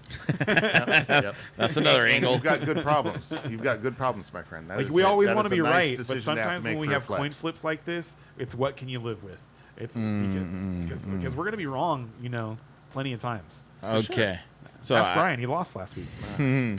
So I see you, Connor. We're getting to your question next. Aiden after you, and then Bezzy after that. So Connor, his question is: start 2, Mason, Pickens, or Pollard? Pickens for sure. I would start. Now it's Mason or Pollard. I would start Pollard.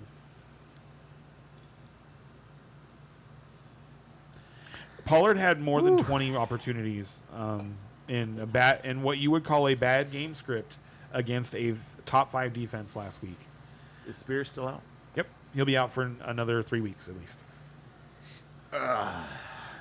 Yeah, I mean, oh man, that's really, really hard for me again. Like these are some great questions. I can see why you're wanting some advice on these guys because yeah, these are depends on so and much. Like me on your personally, I would makeup, start on- both the running backs over like Pickens. Oh, really? Yeah. Like Pickens isn't one of your starters. Yeah, based here. on what I saw, like Pickens is going to be real boom bust.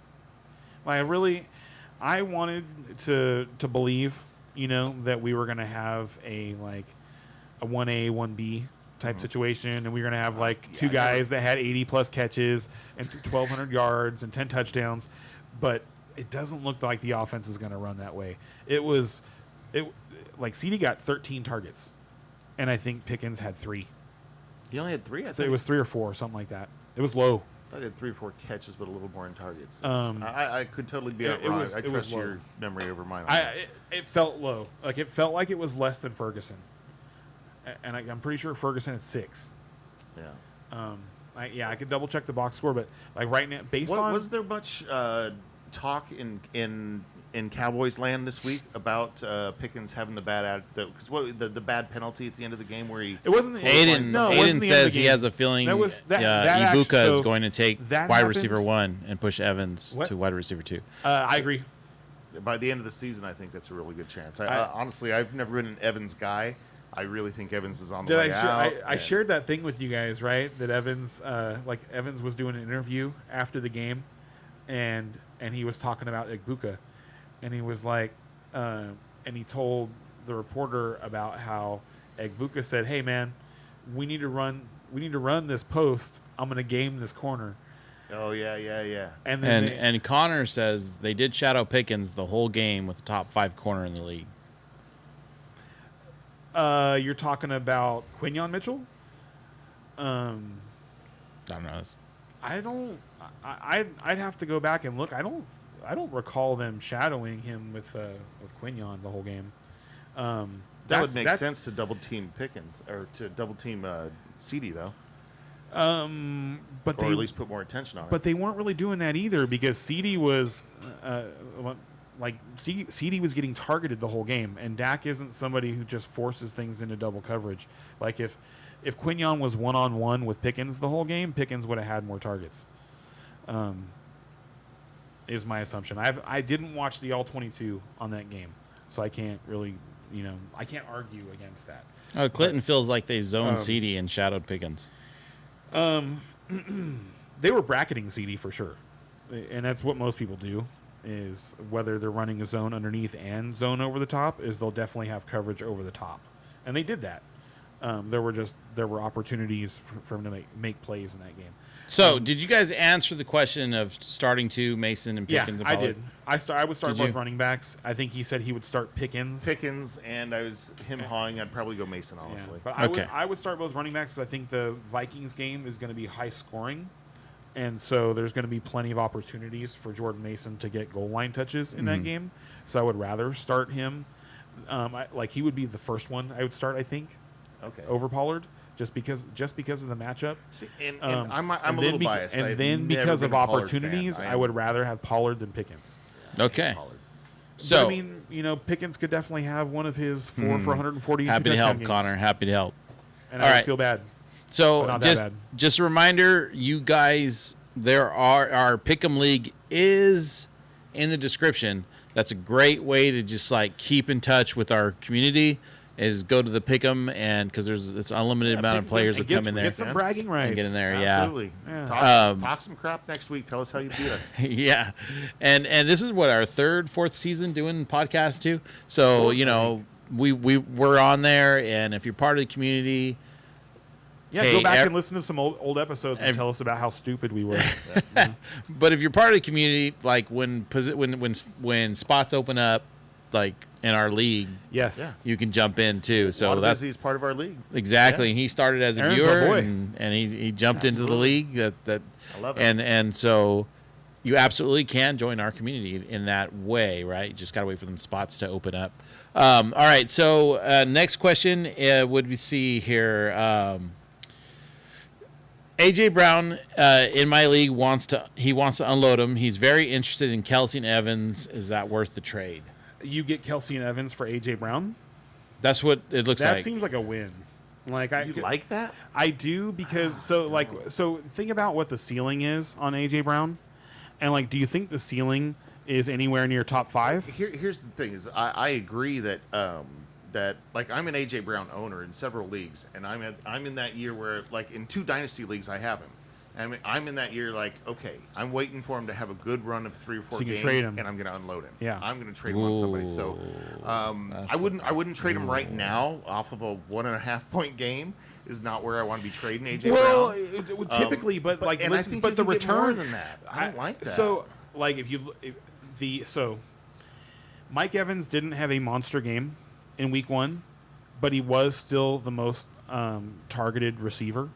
Fair. And I while I believe in Egbuka, and Yeah, I I was would gonna say, love. He's just not said the it. AJ I would Brown owner. love- He's going to be receiving him. Oh, you give Kelsey, and I don't think do it. Oh.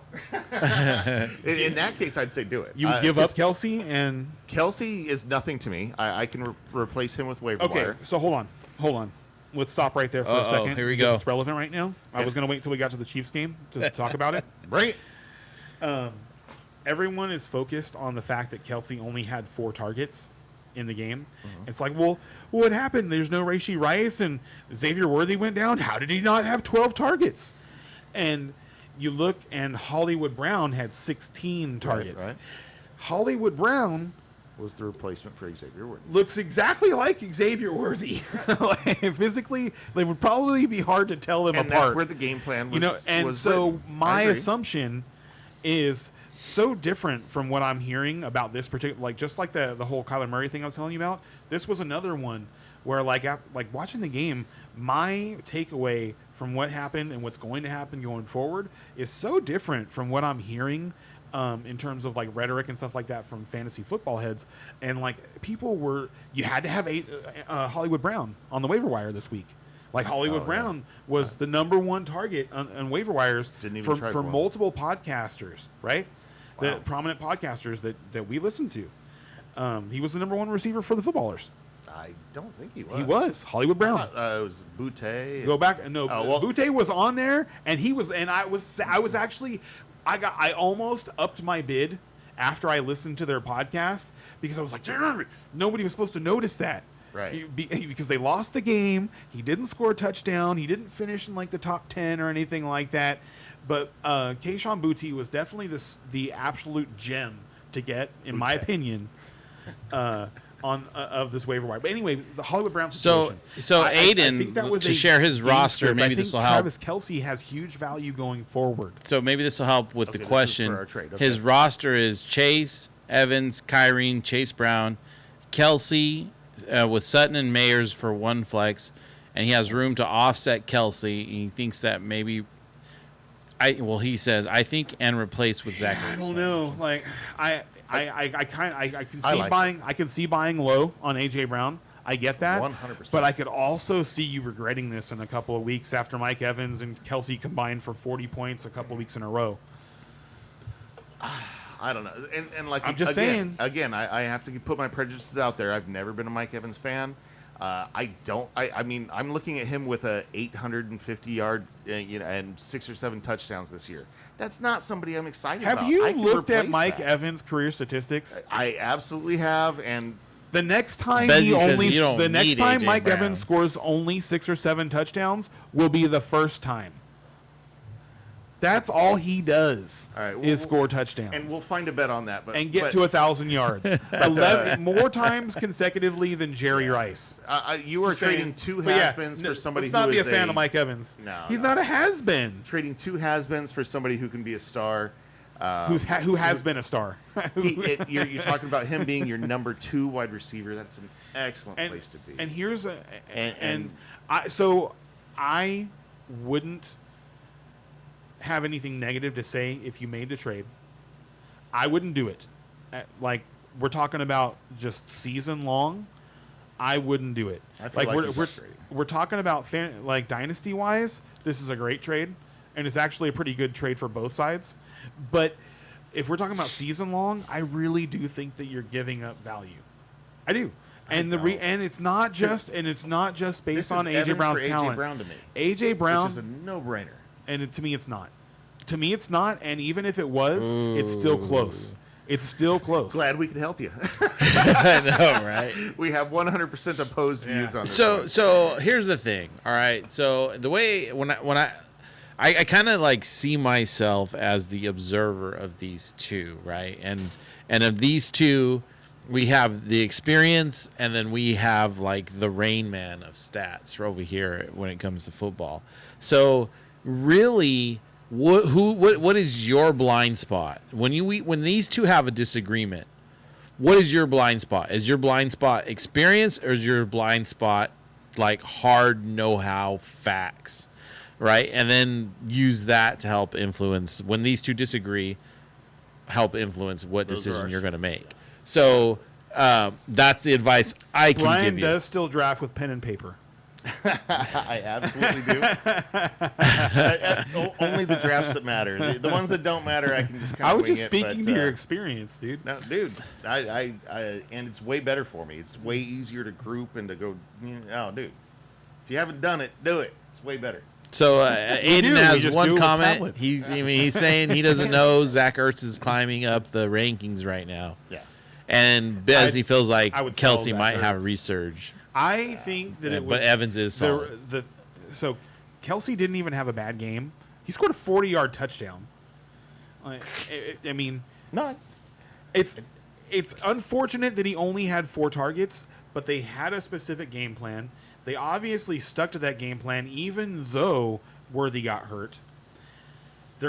Andy Reid draws up different game plans based, like he's a game plan genius, and I don't think we've seen the best of what we're gonna get from Travis Kelce. Like, I understand why people would panic. I totally get that. I'm not gonna do that. I still think Travis Kelce is easily one of the top 5 tight ends to have for this season. And Mike Evans is a top 20 wide receiver to me. Now, I love the talent of A.J. Brown.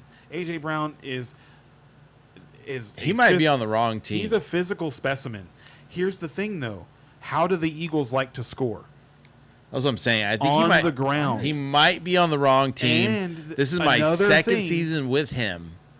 And I'm like, oh, here we go again. hear you. Here And we then- go again. And, Eagles boomer bust? and now he's going to have games where it's like, yeah, there's A.J. Brown. Yeah, 9 catches, 126 yards, and a touchdown. It's like, sweet. But the thing is, it's going to be 9 for 9 in terms of he's going to have, like, it was 9 targets. He caught all 9 of them. He turned them into 126 yards and scored the touchdown from like 25 yards away. And that's how he has to do it in that offense. And it's not just that they like to run the ball close. Jalen Hurts is risk averse. That is the thing that Eagles fans have had the most frustration with about Jalen Hurts is that he's not willing to put the ball in dangerous spots. He's the Iceman.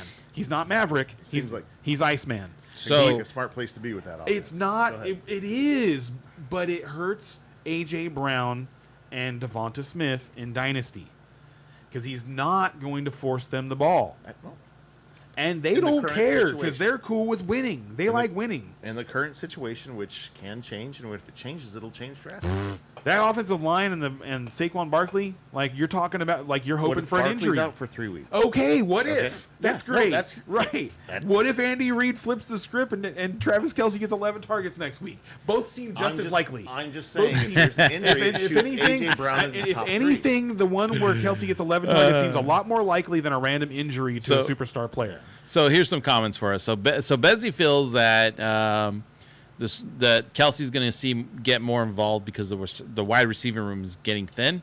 Aiden feels that maybe he'll cancel his trade now and see what happens next week. I wait.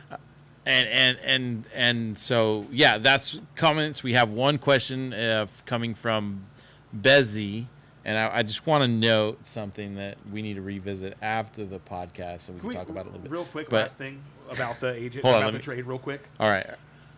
Let's put this into draft capital perspective, okay? If you were in a snake draft and you drafted Travis Kelce and you drafted Mike Evans, you're talking about your third and or fourth round pick.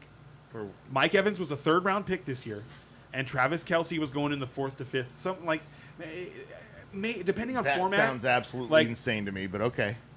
He's just that's a produces fourth-round every pick and an eighth-round pick, So but- what happened this year was probably a little bit of an overcorrection because Mike Evans the previous 2 years has gone in like the 6th and 7th round, and people were just like, nah, I'm not gonna bet against him again this year. Okay, we're gonna put a Bowmore bet on Mike Evans. We'll figure For it out what? as we go because like we are in opposite directions on Mike Evans. That's for damn sure.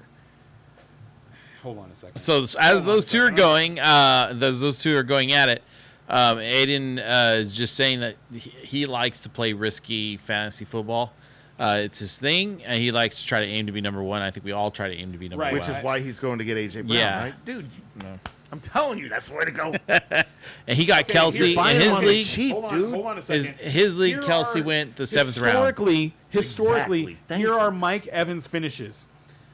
In this is Moving on. This I'm is in just kidding. PPR, okay? Full Well, and PPR. let's stress history here because how old he 13, is. 22, 2, 17, 9, 15, 11, 9, 17, 7, 14. Which one of those is not a top 20 finish? this year. Ooh, I Okay. see the bet And coming. and through one game, I see the bet. He has 8 targets. Like I see the Go bet ahead, coming. me, I see the me. bet. Where is it? We're on I'll there. tell you what. We're close. I will take a Bowmore shot if Mike Evans does not finish as a top 24 wide receiver. He's never not done that. Never. Not once. 24. I thought the And 20 that's- was there. 20. I thought it was 22. 20. He had a 22. 20 finish. as well. He had a 22 PPR finish in year 2. In his second year, he finished a 22. So But I thought but the since 20 then, was the nice even number there. So, Why are we hold going on. 20. I thought it was 20 as well. And all of a sudden, he needs 4 more. Because we're focusing rankings in on positions. like a Bowmore shot, but This like is for a big me, bet for us, it by was the way. about a comparison between AJ Brown and Mike Evans. And last year, AJ Brown finished 18 or 20. Excuse me, he finished number 20. The years before that, 5 and 6. Before that, 32, 12, and 21. And Buka's going to make his way up, and So- Evans is going to make his way down. Godwin's going to come back. Literally half of AJ Brown's career he's finished outside the top 20. It's your guys' bet, not mine. So Just saying. I felt like 20 top ranked 20 was the solid bet there. I like I feel like that was the line. And he only had 97 targets last year, whereas the 2 years prior he had 145 and 158. Mm-hmm. And I don't think he's going to get anywhere close to that. He had 1 in week 1. And I'm not saying it's going to be 1 every week, but I don't think it's going to be more than like 7 or 8. I think but he's super efficient. I was So gonna he's say, gonna- You're so he's- shooting for the moon with AJ Brown. So and are we at 20 or You're where using were we crap. at? For Mike I love Evans? No, I'm not taking a Bowmore unless he gives me 24. And the guy's 32 years old, 33 years old. Now he's making my point for me. All right, we'll wait till next week. All right, so We gotta pushing that move bet on. It's off. getting late. Ooh, we almost had a bet. Last question. Let me see if I can find it. Last question in queue anyway. It is picking, or no, I'm sorry, Michael Penix or Daniel Jones. Superflex? Daniel Oh, no. So were Oh, those no, two, no, I'm sorry. right? Michael Penix. I was thinking Pittman. I'm Like, sorry, Michael I Penix. gotta remind myself of matchups, but off the cuff, I'd say Daniel Jones. Penix is still learning. He's still getting out there. He's No, still getting Penix his looks feet on- great. He looks great. You can see we never disagree. One of the Ah, that happening tonight. That's Bezzy saying that's our league. one of my favorite little posts from the week was a screenshot of Michael Penix reaching out, like he had made a dive for the end zone, and in the screenshot he was like a yard and a half short still, but he's in the air and reaching the ball forward, and the caption was just Michael Penix scored a touchdown on this play. Just a reminder that Penix length matters. Yeah, that's fun. And anyway, the screenshot though is great, and he made multiple plays like that. Like I think if you're talking about starting him from a fantasy perspective, going into his career, because of his history with knee surgeries, people were worried about his willingness to run outside, to leave the pocket, and and just make a play on the ground. And based on what I'm seeing, like that's not a problem. Like Daniel Jones is also a threat to do that, and I think that's probably why you would want to lean that way, is because Daniel Jones can score a rushing touchdown. Right. I don't think that he's more likely to score a rushing touchdown than Michael Penix. And I think that Michael Penix is someone you can trust more in the passing game than Daniel Jones. Daniel Jones has a history of like having a good game and then I've never seen him go 22 for 29 for 272 and a touchdown. no, he has. I Like don't- look I back think at that's career. No, I think that's one of his career best. Honestly, it is. as far as passing It's goes. one of them, but he's had but some he's good going games. up against Denver this week. So that's what I was looking at was Whereas matchups. Penix has a Denver game is very tough, with, but Penix has a tough game as well. What's the Bezzy over- says that Denver's defense worries him. I agree. That's Yeah. what I was just saying. Is that They the should. Denver defense? They're is really good. But Penix What was your also question? has a tough What's defense. the over under on the Atlanta game? Let's see. Oh, you passed it. Yeah, against Minnesota. 44.5. In And what's the Minnesota. over under on the Denver and Indy game? And the Denver Indy game. 43.5. Okay, and they're at home. Yeah, I would rather play Penix. I like Honestly, what I like with those matchups. I'm like cringing at both those options. I wish I had a third. But if I had to choose one of those two, I'd probably go Daniel Jones. I think that Penix going into Atlanta, Minnesota? into Minnesota, like, oof, that just feels bad. Like, I think that defense is going to tear him apart. But Oh, I don't think that. I don't No? think. No, Minnesota's defense didn't impress me very much. oof, God, we are full of contradictions. What's funny is like guys can't seem to get we're on the so same page opposites today. now that It's weird how that by happens. the end of the season we start getting on the same page. Yeah, It's yeah. like both of our opinions start to meld into each other. But for right now, we're very much. Yeah, he starts to figure things out. Oh, as- yeah, sure, as- sure. Yeah, As I think more I've of won the as more, more of the pick data downs, comes I've in won and, more, and things Yeah, I become know, less of I- a question, it becomes easier hold for on to Brian to that. figure things out. yeah. You hold on to that. You keep You talking. walked I'll into keep that winning. one, dude. You walked You right keep into that talking. one. I'll keep winning. Walked right into that one. Did you win last year? How many prizes in the face did you take in a row? Do you Oh remember that? yeah, no, Oh, man. man, And then like the freaking Like hat too. 7, dude. You have some bad memory there. It was getting silly. Like I didn't taste pie for like 2 months. Like I wanted to lose. That I'll was have like to our go back first and look. season. I Our don't first think that's season, true. we used to do pies in the face. Actually, I that think. was like our second. And then we second kind of moved on to third. That shots. was the second season. Yeah. Oh yeah, it was. Yeah, it was second Yeah, season. we've Yeah. been around. I like the pies. Well, the hat is really what we moved on to, and we Yeah. forgot to get a hat bet. Like so. Yeah. This feels kind of like a good one. What was? Michael Penix versus Daniel Jones. Ugh. I mean, I'll do it for the fun of it, but like this isn't something I have a strong conviction of. Michael Penix versus who? Daniel Jones. Like Well, I don't feel super strong. who's about got it. Well, Penix? you know what? You know what? You Who's may got not, Penix? but for whatever reason, it was. Who's got Penix? It was this matchup when you He's got chose to Penix? draw your weapon and draw a line in the sand. So it's only fitting that the bet happens here. There it is. Hat bet. We got a hat bet going. So back Yeah. to the games though. We left off we on the gotta finish up Rams here. versus the Titans, and it's -5.5 on the Rams, 41.5 over under. -230 is the money line if you're betting on the Rams. +190 if you're betting on the Titans. Bezzy has already declared his pick is going to the Rams. Mine as well. Mine too. Yeah, the Rams clearly looked like a playoff team to me in Week 1. The Texans have a great defense, so the 14-9 score doesn't say that. But I thought that they played a really solid football game, and I expect them to run over the Titans. Thank you. Yes. Suck. Let's move on. Titans sucks. They move on. You guys don't see any starters from the Titans? There aren't any questions here. To me, there aren't really Not unless you're desperate. Now, him and I disagree on Tony Pollard. Now, we agree that neither of us really like Tony Pollard.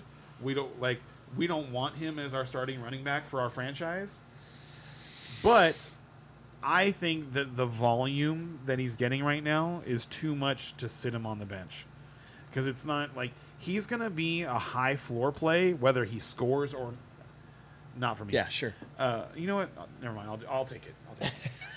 He's going to be a high floor play whether he scores or not, because of how many carries he's going to get and the targets. He's also going to get passing action. I think he had like a 29-yard reception or something like that against the Broncos. So I can't sit him. I can't imagine having Tony Pollard and sitting him. Like if that's a position that you're in, like your team is really, really good. And then that's it. That's it. I got to put Kitten on the main camera since Brian's not even sitting on camera. So it sounds like we're all going Rams. Rams? Yep. Let me think and start everybody on the Rams. I'm just kidding.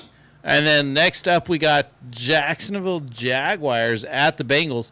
Jags are +3.5. That seems pretty low. Over under is 49.5, +150 if you're betting on the Jags, That's a high -180 if over-under. you're Bengals. That's a really high. I feel like they're over-under. giving the Jags more credit than they deserve. So Everyone expects that offense to work right now. Like Now- they've got some really good pieces, and that offense should be humming. Like especially with the way ETN came on this week, Travis Hunter taking some attention on the offensive side away from Brian Thomas. Like things should be happening. So And the all-world talent But that they is haven't Brenton yet. Strange. And I said, don't and forget Strange Don't for sure. Don't But forget about Brenton Strange, dude. it's like this offense should be working. It worked a little. It kind of worked last week. What are you talking? Are you talking about Cincy's? Jacksonville. Jacksonville's. Jacksonville's offense worked better than Cincy's offense did last week. I know that people seemed to be disappointed with Trevor Lawrence's performance in Week 1. Mm-hmm. I don't have that same reaction, and I don't know. I feel like it Cincy by really 6. felt like a stinker of a game.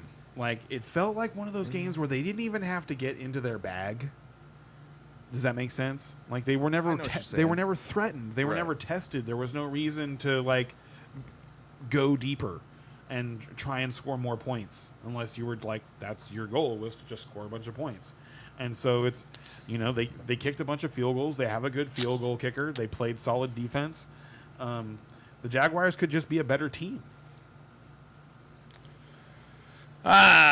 Aiden, Bezzy, what do you think? Bezzy thinks Cincy. Aiden, he hasn't said, but No, I like Cincy too. I mean, obviously, I don't want Cincy to win. As a Steelers fan, I'd love for them to lose. But I honestly, They're at home, this, too. this feels like Bengals what are it at home. should be is a nice, high-scoring game. Might be kept close for a long time with Cincinnati pulling ahead at the end. So naturally, the way things have been going, that means it's going to be a defensive battle. But the way it plans out, this should be an over, and this should be a Cincinnati win. okay, should I be an agree. over. They're gonna cover the spread. For our man with Travis Hunter earlier, like, Yeah. Me too. I think. for as excited as I am about him going forward, like, I would be trying to start someone else this week. Agreed. Okay. How do you feel about Brian Thomas Jr.? Not even questioning it, just starting him. Asking for a friend. Brian Thomas Jr. or T. Higgins this week? BTJ. Like, not even a question? For me, not a question, no. And that's where I'm going, but I'm definitely That's how much of a questioning. believer I Definitely am questioning. in what I saw from Brian Thomas Jr. Like, Last year, going yeah. into the, like, it feels like in between the last game he played at LSU and the first game he played for Jacksonville, that he gained like 25 pounds or something. Like, that was like the player that I saw on tape at LSU did not match the beast that I saw playing in the Brian Thomas jersey for Jacksonville. They're just, like, that was not. I would have absolutely had him in every one of my dynasty leagues because he went at the end of round 1. Right. Oh, he was like the earliest I saw a him get flyer. picked was like 111. Yeah, he was you a know? flyer. Yeah, and I would have had him in every single draft. That's how much I believe in Brian Thomas. The kid is an absolute monster, and he scored last week on a rushing play. Okay, So, so another question then. So if you're going that way, would you go JSN or T. Higgins?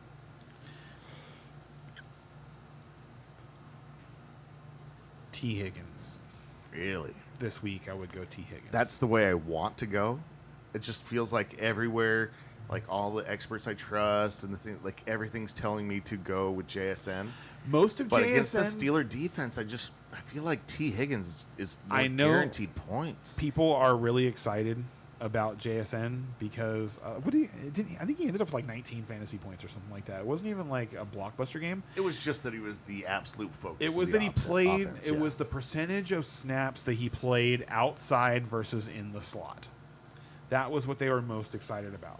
But most of his production came at the end of the game. When he was making chunk plays when the 49ers were basically in prevent defense. So All right, I I'm glad wasn't- to hear you say this because honestly, what you're saying right now is kind of how I felt.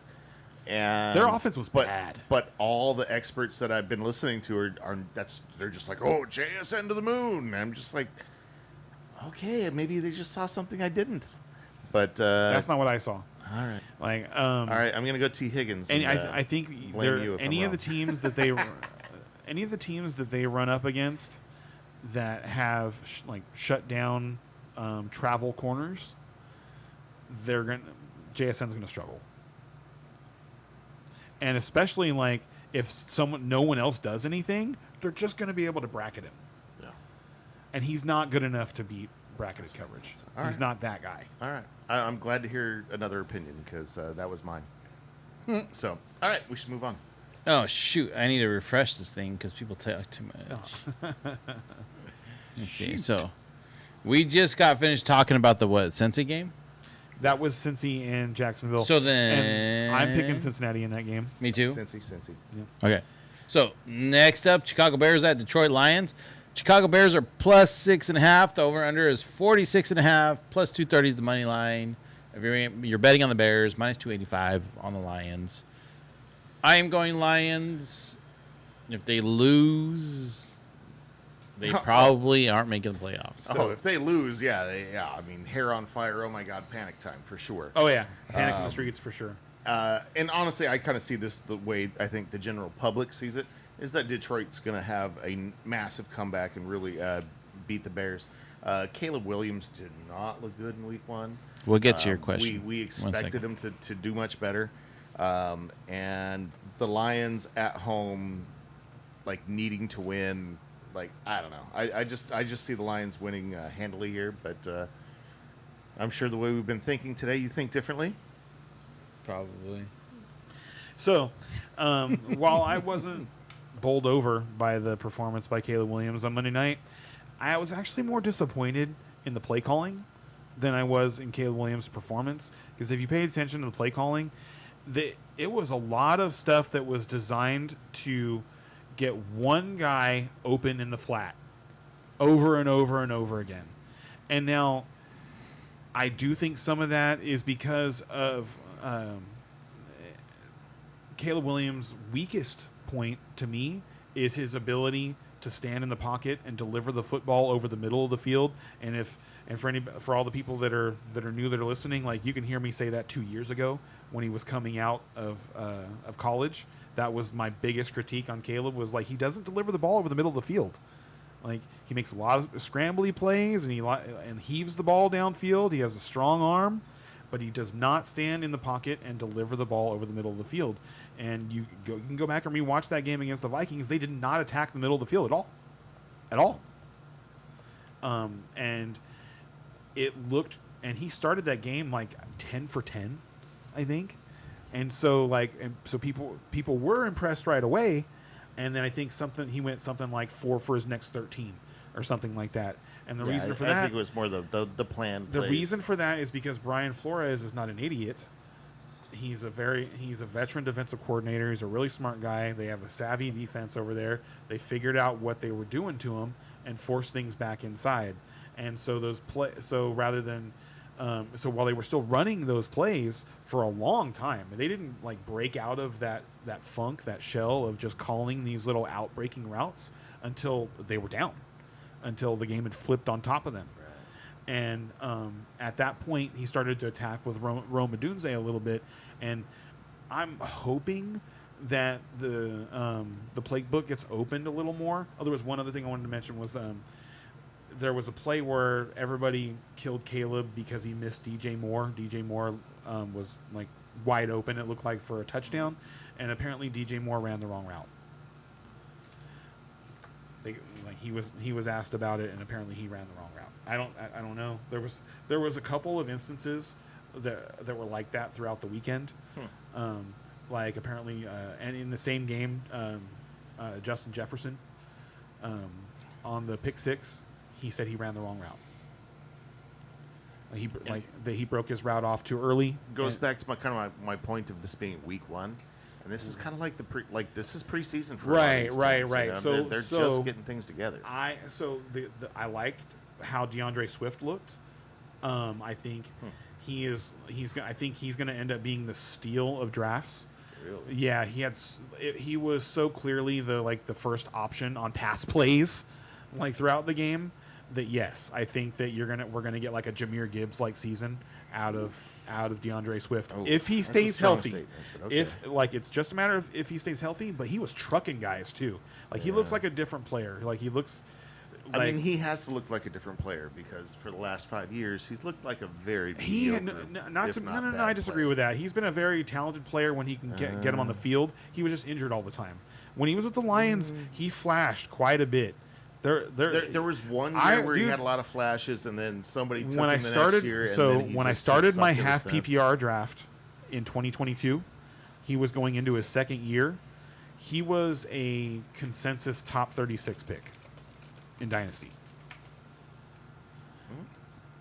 Like this isn't, and then 2 years and later, for whoa, right, and but now you're like, and this offseason I was trying to get him off people, but people were smart enough to know not to trade him going into the offensive change that he was Right. getting, and those people were smart because unless he gets hurt, or you didn't offer enough.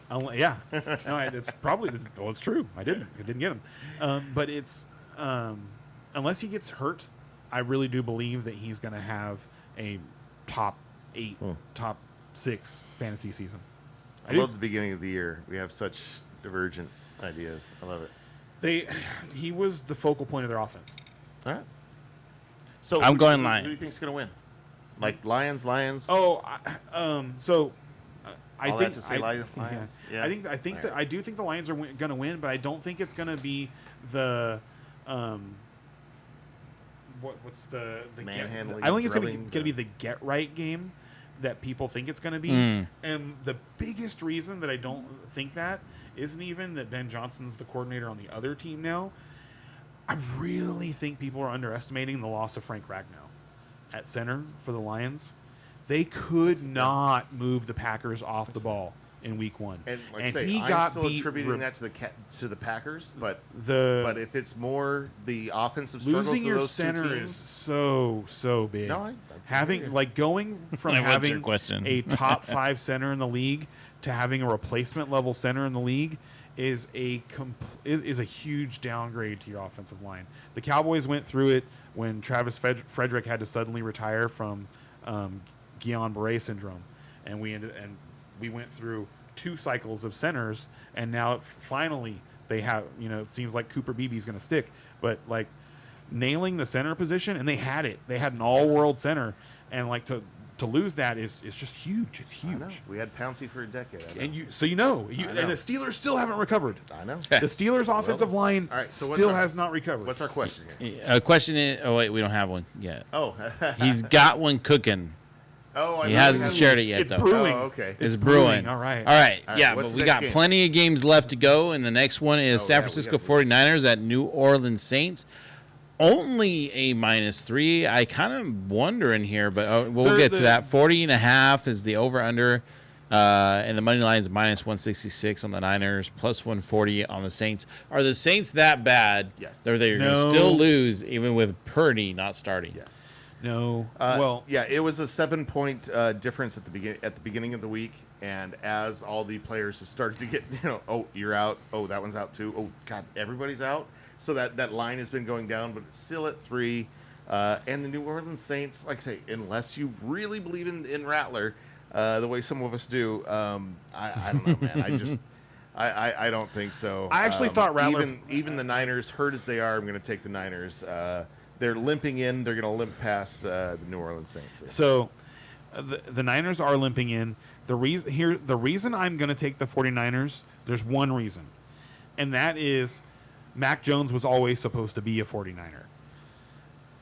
He was like, if they hadn't drafted Trey Lance, they were going to take Mac Got the Jones. Mac Jones love. And that never gets talked about. Like he went to San Francisco. He spent a whole offseason there, and I haven't heard one time people talking about how this Mac is Jones is round, the backup. This is a first-round talent that Kyle He was playing Shanahan for the wanted Patriots? to draft in the first place. So, like, this is something that could. Mac Jones is a talented quarterback, and Mac Jones think is he proved is that the last year. the reason that people are so excited, like myself, are so excited about BTJ, because the first half of the season was with Trevor Lawrence was kind of whatever. The last 6-7 games with Mac Jones as quarterback and Brian Thomas Jr. looks like the second coming of Terrell Owens and Randy Moss, somewhere in between. It's very possible Mac Jones was on just And not the right so fit, The and he reason might I'm be the gonna right pick fit. is in I think Frisco. Mac Jones is going to ball out. He's, to me, the way I see Mac Jones is he is a low-end QB1, high-end QB2.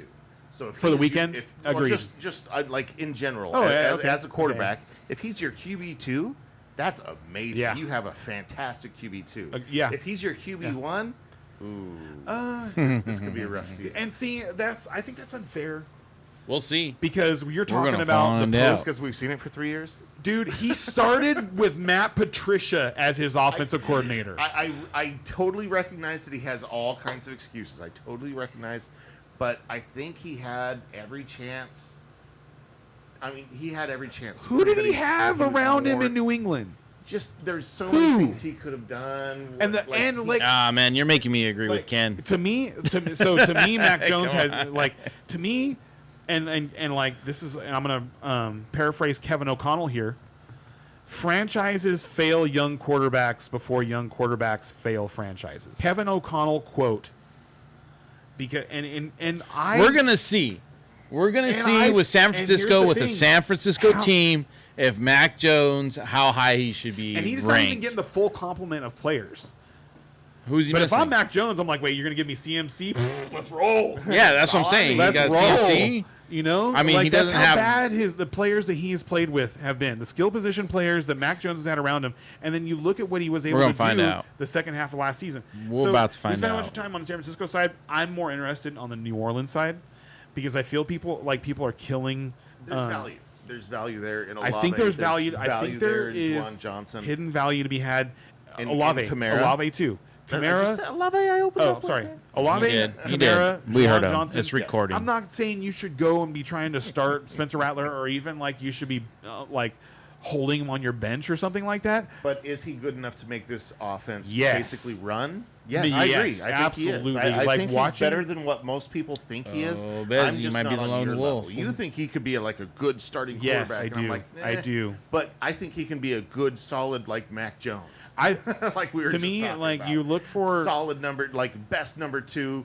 there's certain low on things the that number you one. look for in terms of progression out of your quarterback. I agree with that. And definitely from year 1 to year 2, you want them to cut down on turnover worthy plays, and you want them to be more decisive. And considering his offensive line was Swiss cheese, like they're bad. The offensive line is bad. Like every single one of their offensive linemen committed penalties and were just beaten repeatedly by the Arizona front. Like they did not have to. By They did not Arizona, have that's to. like- They did not have to send blitzes. They didn't have to trick them. Like those guys were just getting beat by straight up 4-man rushes all day long. And not only that, they were putting him in horrible spots. They were. I stopped counting after a while, but in the first half alone, there were 2 holding penalties, there were 2 procedural penalties, and there was one instance where the left guard lined up offsides. And every single one of these penalties happened in critical down and distances, taking the team from being like 2nd and 4, 3rd and 4, 3rd and 6. So are you to picking the 3rd Saints? and 9, 3rd. No, He's not picking the Saints. He's just explaining that he likes the Saints. I'm So, saying people don't be surprised if they win.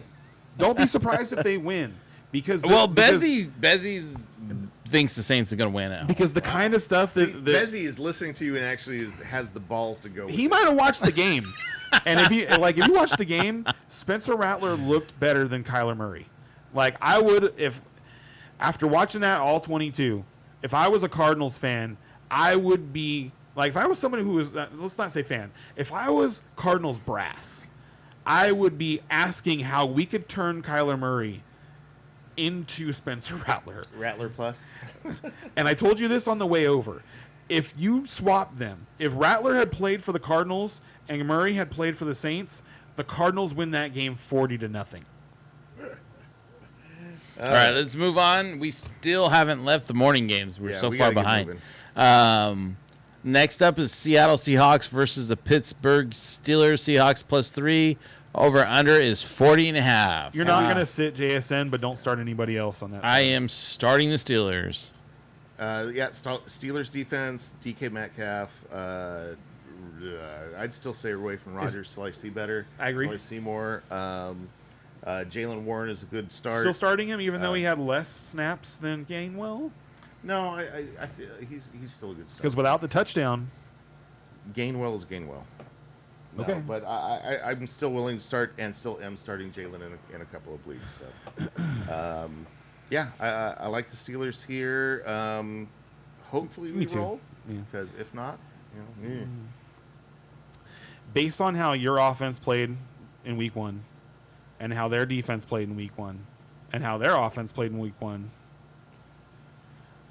you guys should roll.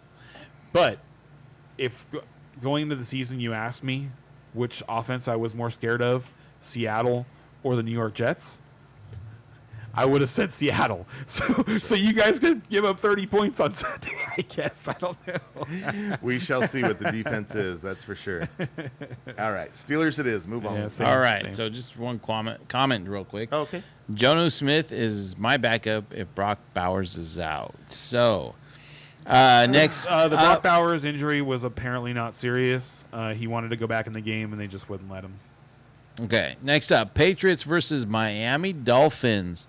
It's at the Dolphins, too, by the way. Plus 1.5 for the Patriots. Over under is 43.5, plus 105. If you're betting on the Patriots, minus 125. if Patriots you're betting always on the lose Dolphins. in Miami. Yeah. Who did I And pick that on is this a one? thing, but I tell you what, Miami might has have show seen me it. something before Miami I can was bet on so Miami. bad. Yeah, like that, they look like the worst team in the NFL. that meme I showed you guys, of Tua, Uh-huh. where he's cross-eyed. Did you? Yeah. Accurate. Yeah. Like based on what the Like play say- I saw out of the Miami Dolphins quarterback in week 1, accurate. Like he must be cross-eyed. Like I say, listening to the footballers who are probably the three opinions I really listen to the most, and they all are like, oh my God, he was the worst in the league this week.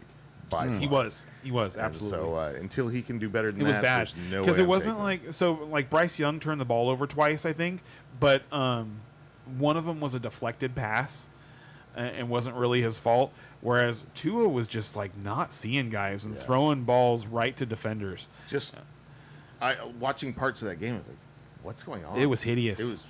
It was so bad. Yeah, it was so bad that I just can't see how they can turn it around in 1 week. Yeah, like Bezzy honestly, regrets the drafting the H.M. Dolphins and the Panthers were so bad in week regrets it, 1 yeah. that it's really hard to properly judge the Colts or the Jaguars.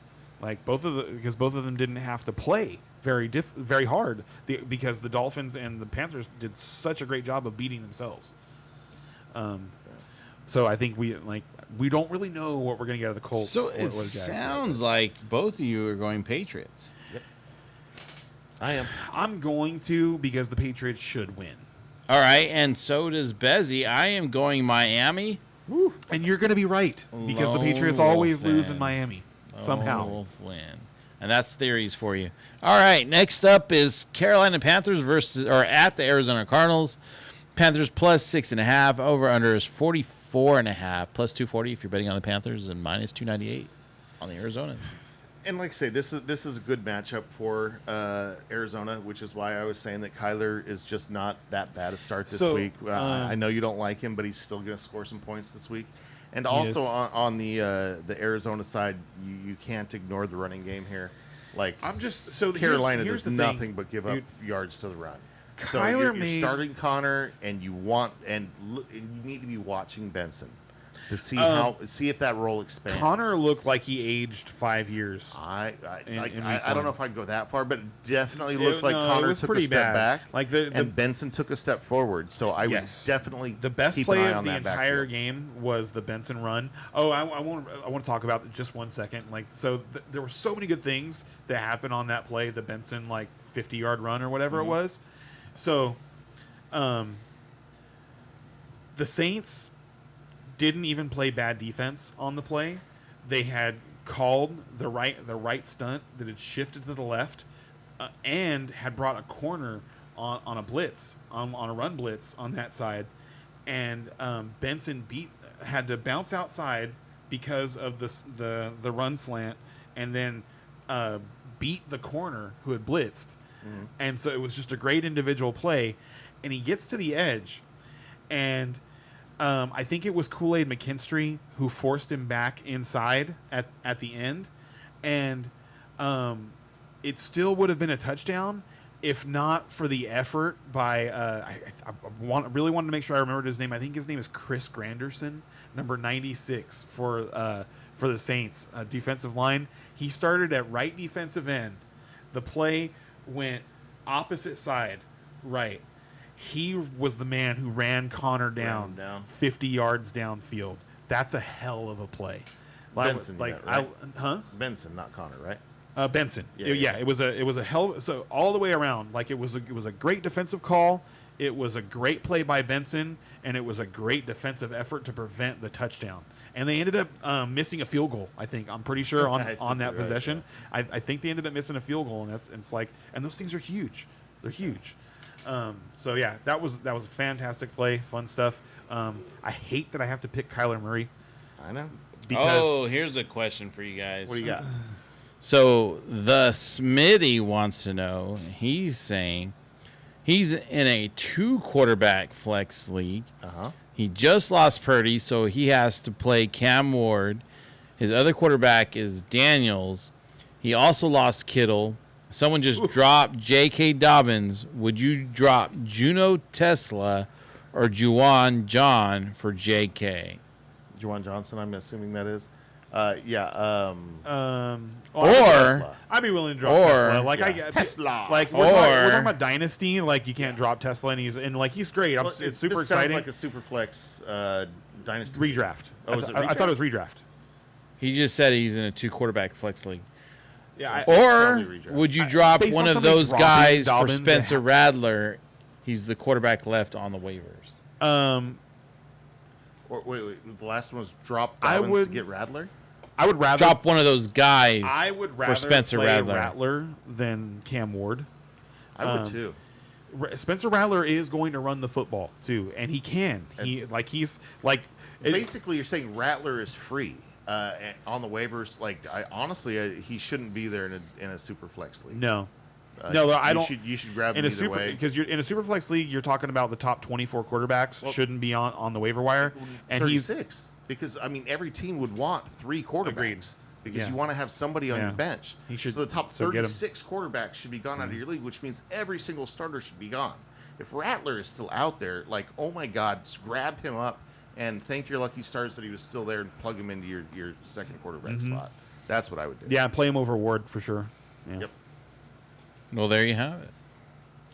Don't forget, you can join our league, and it's in the description for our Join Pick'em us. League. It's bliss. Hit that like and subscribe All button, right. too. What's next? Next up is Denver Broncos at Indiana Colts. Broncos are minus 2.5. Over under is 43.5. Minus 130 if you're betting on the Broncos, and plus 110 if you're betting on the Colts. This is one of those games I don't want to pick. You know what I mean? Like, You know what though? The only reason you don't want to pick it is because how disappointing the Broncos were in Week 1. The Broncos were supposed and to be how one. exciting the Colts were in Week 1. Absolutely. No, absolutely. Like if you asked me this, No, game I before remember the this season being a hard starts, game for me it's to pick, an too. easy Denver for sure. Like, I feel but like after Denver- both those Week 1s, you're like, wow. So the I Colts feel look like really Denver good. played down a little bit. Like maybe, and I don't. It's one of those things where like, I think it was more on Bo Nix than it was, like Follow up. So get Rattler over J.K. Dobbins. Yeah, JK's not going to have his job for very much longer. We're talking about that right now. Actually, It RJ depends Harvey on looked How awesome. deep you are at that running back position, because J.K. is going to be a starter for a few weeks, so that's not somebody I want to be. I thought he said Tesla. Like I would drop Tesla. Yeah, drop Tesla. That's who you drop. That's who you drop first for sure. Yeah. So if you have to drop J.K., then it's like, ugh. Dropping him for a quarterback, then yes. but But if you Tesla, can drop Tesla see ya. first and not have to drop anybody else, that's the guy. And I mean, Absolutely. it was exciting that he scored in Week 1, but I'm honestly I'm a little worried about that Lions offense going forward, and he's a guy to have in Dynasty, and not in, like Correct. it's cool that he scored in Week 1. He's not going to get enough opportunity to warrant being kept. But he's gonna have flashy plays here. Yeah, no, he's fun. Yeah, he's exactly. like it's like Jake Bobo 2.0. I don't even know who that is. All right. So Bezzy's going Colts. I'm going Denver. I'm going to go Denver here. I will say on the Colts, I do love Tyler Warren. I've always been against the the rookie tight ends, but the recent trends have definitely been turning. We've had some good rookie tight ends in the last 3 years. He's a and monster, dude. This guy looks like he's going to be the next Brock Bowers. Michael kind of, Pittman. tight end. Brock Bowers, McBride, and Warren, I think, might be your top 3 next year. Michael Pittman Jr., very much like Mike Evans, talking about Egbuka, had really great things to say about Tyler Warren. Said that if they had wanted him to, he could have had Bezzy's 200 calling yards Bo in that for game. pick six. Like they could not cover him. So Bo Nix pick 6? honestly, the sky's That's the what he's limit saying. for That's Tyler what I Warren. saw. But I am going to pick the Broncos. I expect them, like the people are talking about the Lions having a get right game. I expect the Broncos to have a get right game in this game and show us who they really are, and put a beating on the Colts. Yeah, and honestly, this is going to be a game where these two teams show us who they are. You know what I mean? Like I said, I agree, 100%. We're gonna Denver has to show us they're better than what they were in Week 1, and Indy has to show us they're as good as they were in Week 1. And I think probably 100%. They both make a little bit of a turnaround this You week. mean we're in lockstep there.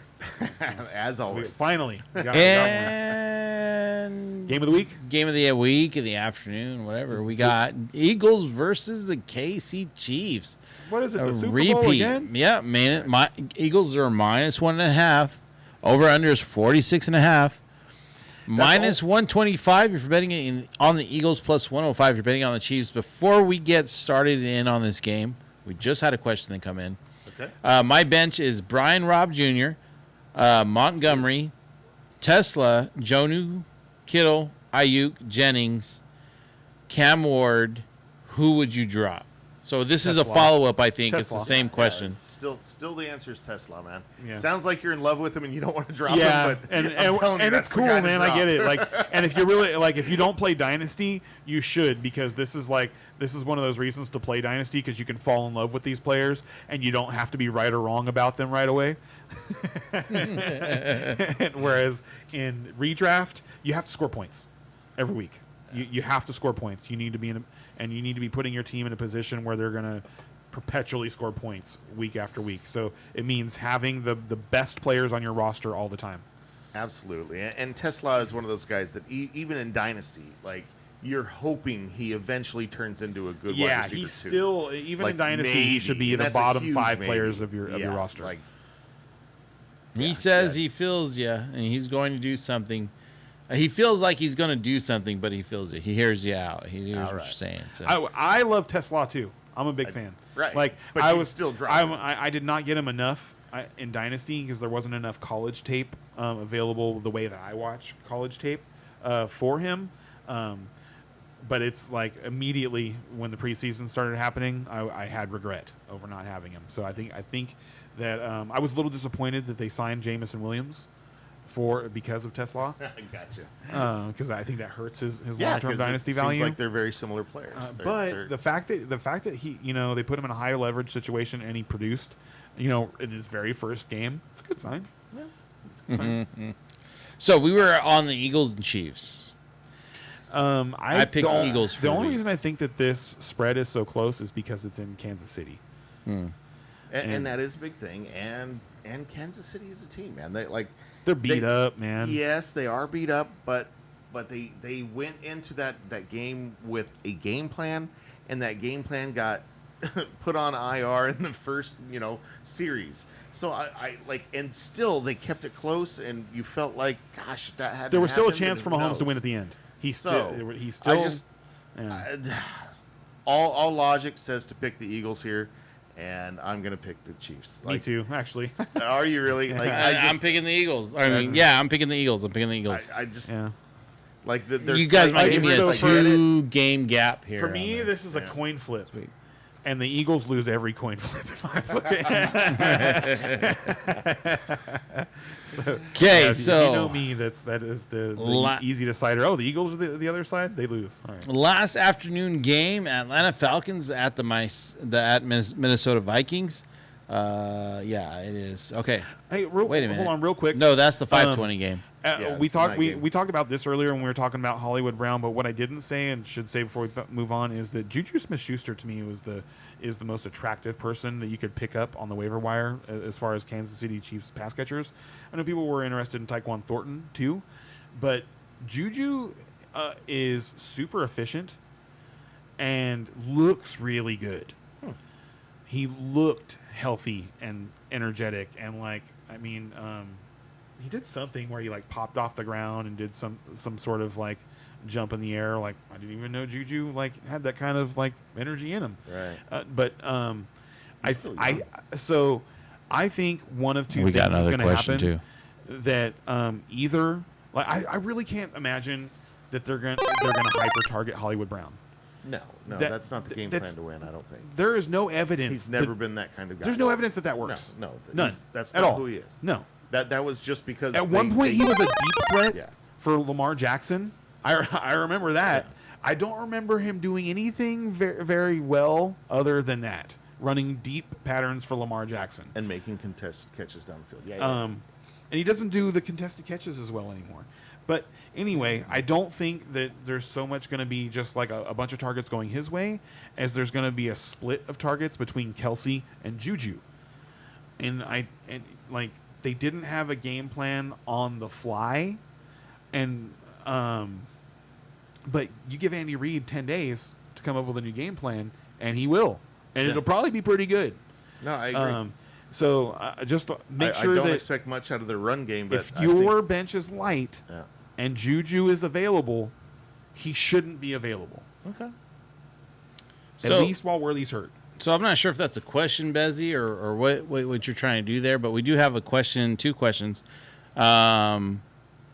McCarthy or Daniel Jones? Ooh, that's a good one. That's a really good one. This week I would go JJ. I also would go JJ. Like Got the better matchup, matchup. they're both at home, but the matchup's better. The over/under is higher. Like you just Yep. more implied points. And JJ looked like something started to click for him. At the end there, yeah. So you're hoping that they build on that momentum. So Next one is Mayers Montgomery or Javonte Williams for flex. Myers, Montgomery. It's Myers, right? Jacoby Myers, Montgomery, Oh, Jacoby or Javonte Williams for the flex. I'd probably play Myers. Wait. Oh, What? gotcha, Jacoby Bezzy, gotcha. Myers, Javonte Williams, or who? Myers, Montgomery, or Javonte Williams for the flex. Montgomery, David. Oh, Montgomery. wow. I mean, Myers isn't even a thought for me there. Really? No. Oh no, he had 10 targets in week 1. Still. I think he was 8 for 10 for like. Dude, he had like 19 points. But you're going to take that over, like... It's gonna keep happening. Like he's their number one target. He asked for a trade and they told him no. Like, we're not trading you. We need you. For me, it would be the receiver would be number 3. It would be between the two running backs, and I think I'd take Montgomery there. But Yeah, 17.7 close between points. the two running backs. 10 targets, 8 catches, 97 yards. So I And mentioned he this. played 90% of the snaps. Sorry. I mentioned this earlier in the podcast, Smitty, and so I think you probably came in after.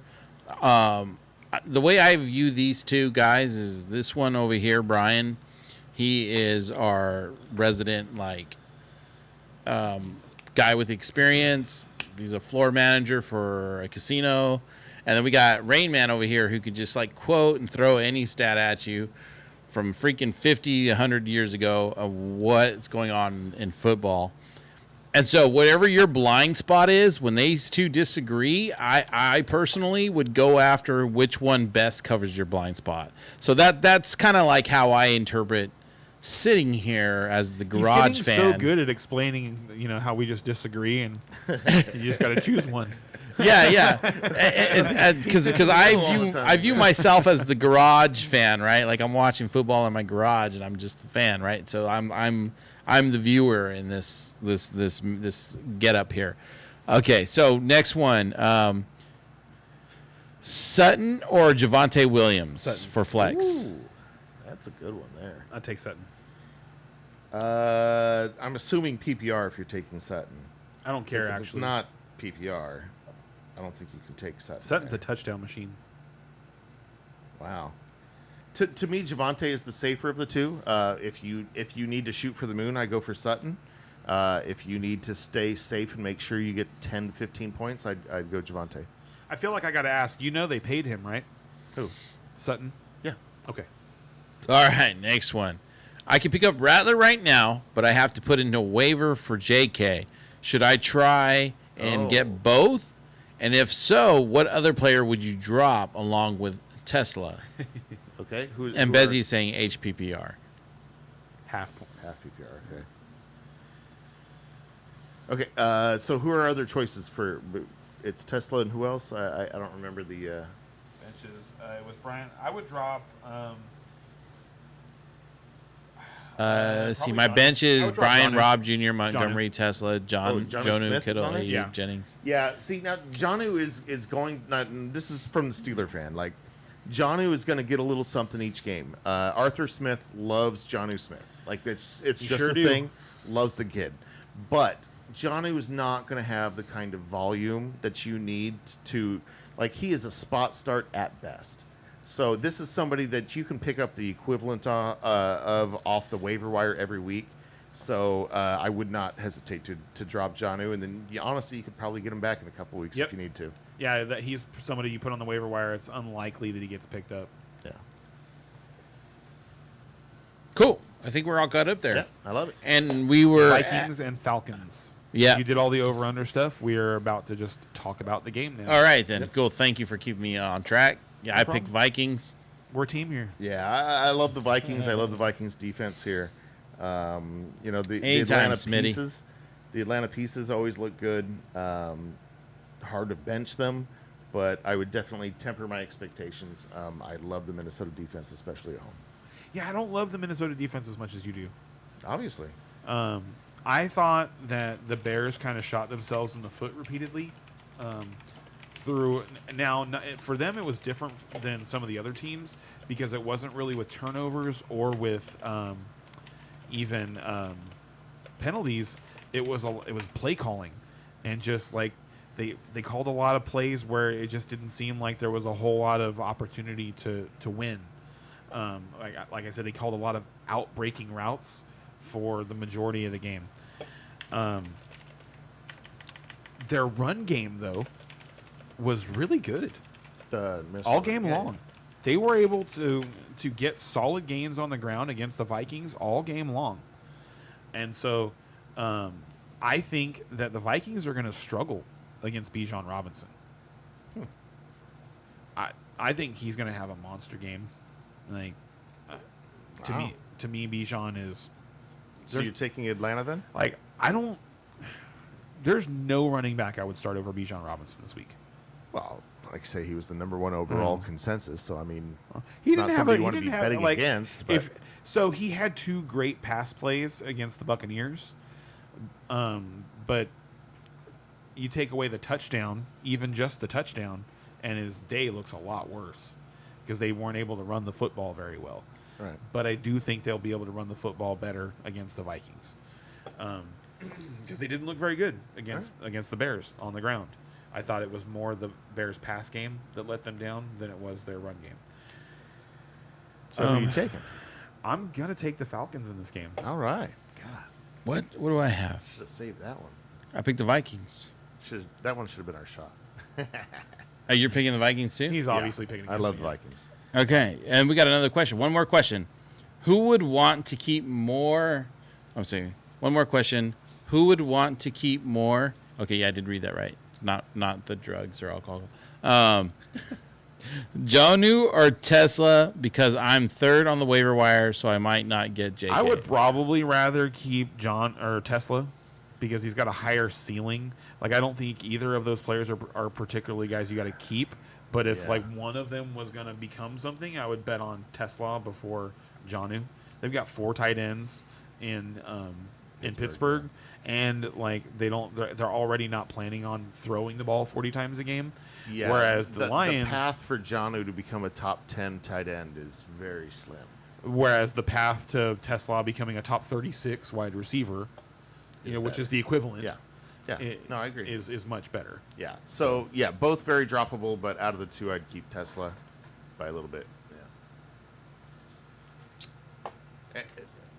Again, the only qualification I forget looking at the rest of his bench. It seems like he was pretty stacked on wide receiver though too. Because He's got Ayuk. Jonathan And somebody His, else. his Or, bench was Jennings. He has Jennings too. yeah, he Yeah. Jennings. And he's got Brian Robinson, Cam Ward. Oh, I thought he had Thomas on the bench. Okay. Who? He has You might have- and I he has think Javonte Williams. I think there Or was not Javonte, another. he has Dobbins. I think there was another No, question that's that was He's trying thrown to out get there Dobbins. that- Dobbins is on. I probably mixed something up. Dobbins Yeah. is on the waiver wire. Yeah, that's who he's trying to grab. He's trying to grab How is Dobbins. Dobbins on the waiver wire? What league is this? Pay attention. So Bezzy's going Vikings, no, Smitty. I didn't even like. I was listening earlier, and I did not get that Dobbins was on the waiver wire. I thought he was considering dropping Dobbins because I'm pretty sure we talked about like We were a little not mixed up at dropping. first. Yeah, okay. Yeah, we were I was mixed mixed up up for the whole time. Smitty, like, subscribe. We're on Spotify, all that stuff, and join our Pick'em League. It doesn't cost anything. Maybe I should have been saying that from the start of this. Yeah, just do that it for one's fun. just for fun to keep track of who knows best, us or our viewers. Yeah, And you know we what I do- mean? Tell us and- how much better than you were. And we next do week. check in periodically with all of the mainstream predictors, I guess. Yes, absolutely, we do. We like to compare ourselves with all the mainstream, how the pros are You doing have it. to. We We're gotta on just Mo- we're on to pick these Monday. two. I know, but we just got to pick them and go. Like, Okay, next up is Monday night game, September 5th. Tampa Bay versus Houston. Who you guys got? I'm gonna stick with Houston. I'll take Tampa. I knew you Yeah, I picked Tampa as well. Yeah. Yeah. would. I can see that. I but love Baker Mayfield, I dude. have faith in Houston. Bucky Irving looked great. Emeka Egbuka's the real deal. He definitely looked like it. It wasn't even just the 2 touchdown plays. Like he also had a couple of pancake blocks, and he's the real deal, dude. He's awesome. I refuse to admit that Nico Collins was setting my money on fire. Nico Collins will come back. No, dude. And so you know what? You'll get to read that review, and I put in the review that I did not let week 1 color my analysis of the draft, and so no, like you have to do it over again. Nico Collins was absolutely worth the money that was spent on Yeah, him. he will So be. I would do it. I would do it again. All right, and the last game. The last game is the Chargers versus the Raiders. Chargers are -3.5. Over-under is 46.5.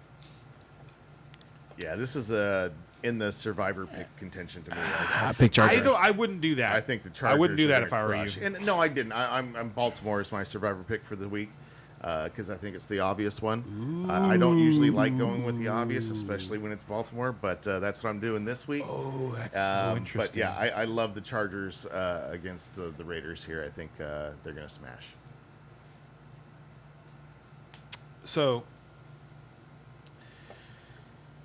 I will pick the Chargers to win, Okay, but I actually think that this could be like the highest scoring game of the weekend.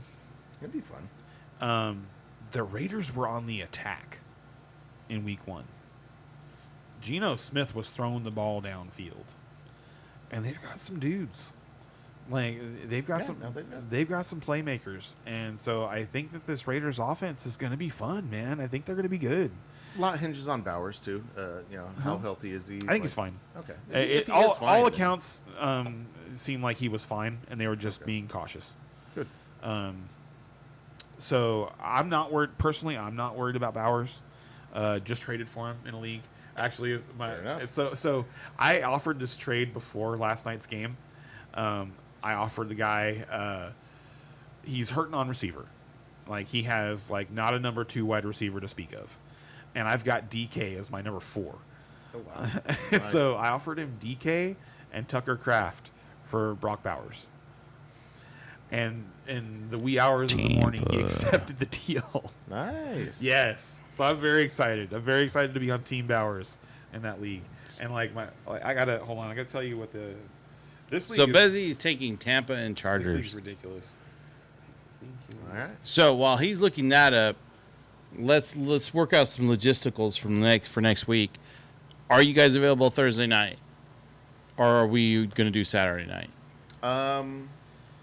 I can't do Saturday, so it would be Thursday for me. So Ken, are you available next Thursday night? yes, I have my son's soccer practice, but after that, Well, like I say, I'm not available till after. Oh. I get off at 7. So Oh, then yes. Yeah, we can do this at 8 o'clock same on time. Thursday. Yeah. So same time Thursday night We'll next do a week. recap of the game. And we could do a small recap of the game. So you'll probably come in to us finishing watching the game. Should we pick actually, that game yeah, right now? yeah. I think anybody that joins and sees Yeah, us, yeah. You gotta you join know, the pool to see our picks. you could see that Thursday pick. I mean, what is it? Let's see even know. here. It's Dolphins at somebody, so I want to pick whoever the at is. Yeah. Bills. I mean, that's not going to change. That's not going to change. Watch that. I'm game. picking the Bills on Thursday. I don't care who gets injured on Sunday. Yeah. Fair Unless enough. it's Josh Allen. No, even then. I might even then still Right. go Bills. Yeah, Mitchell Trubisky's looking pretty good. Yeah. He's a good backup. But So that's I an think easy it. one. That right. kind of just All walks right, itself we in went there. way late tonight, but Thank you for that. That was yeah. mostly. Loved you all guys. the questions. Yeah. That was part of why we went late, and that That was great. 'Cause, absolutely, you know, love and we the should questions. always The more the always- merrier. Join Like- us in the pool. Pick against us. Let's do Yeah. it. Yeah, pick against us. Free and All it's right, fun. all right, guys. We'll see you next week. See you next week. See ya.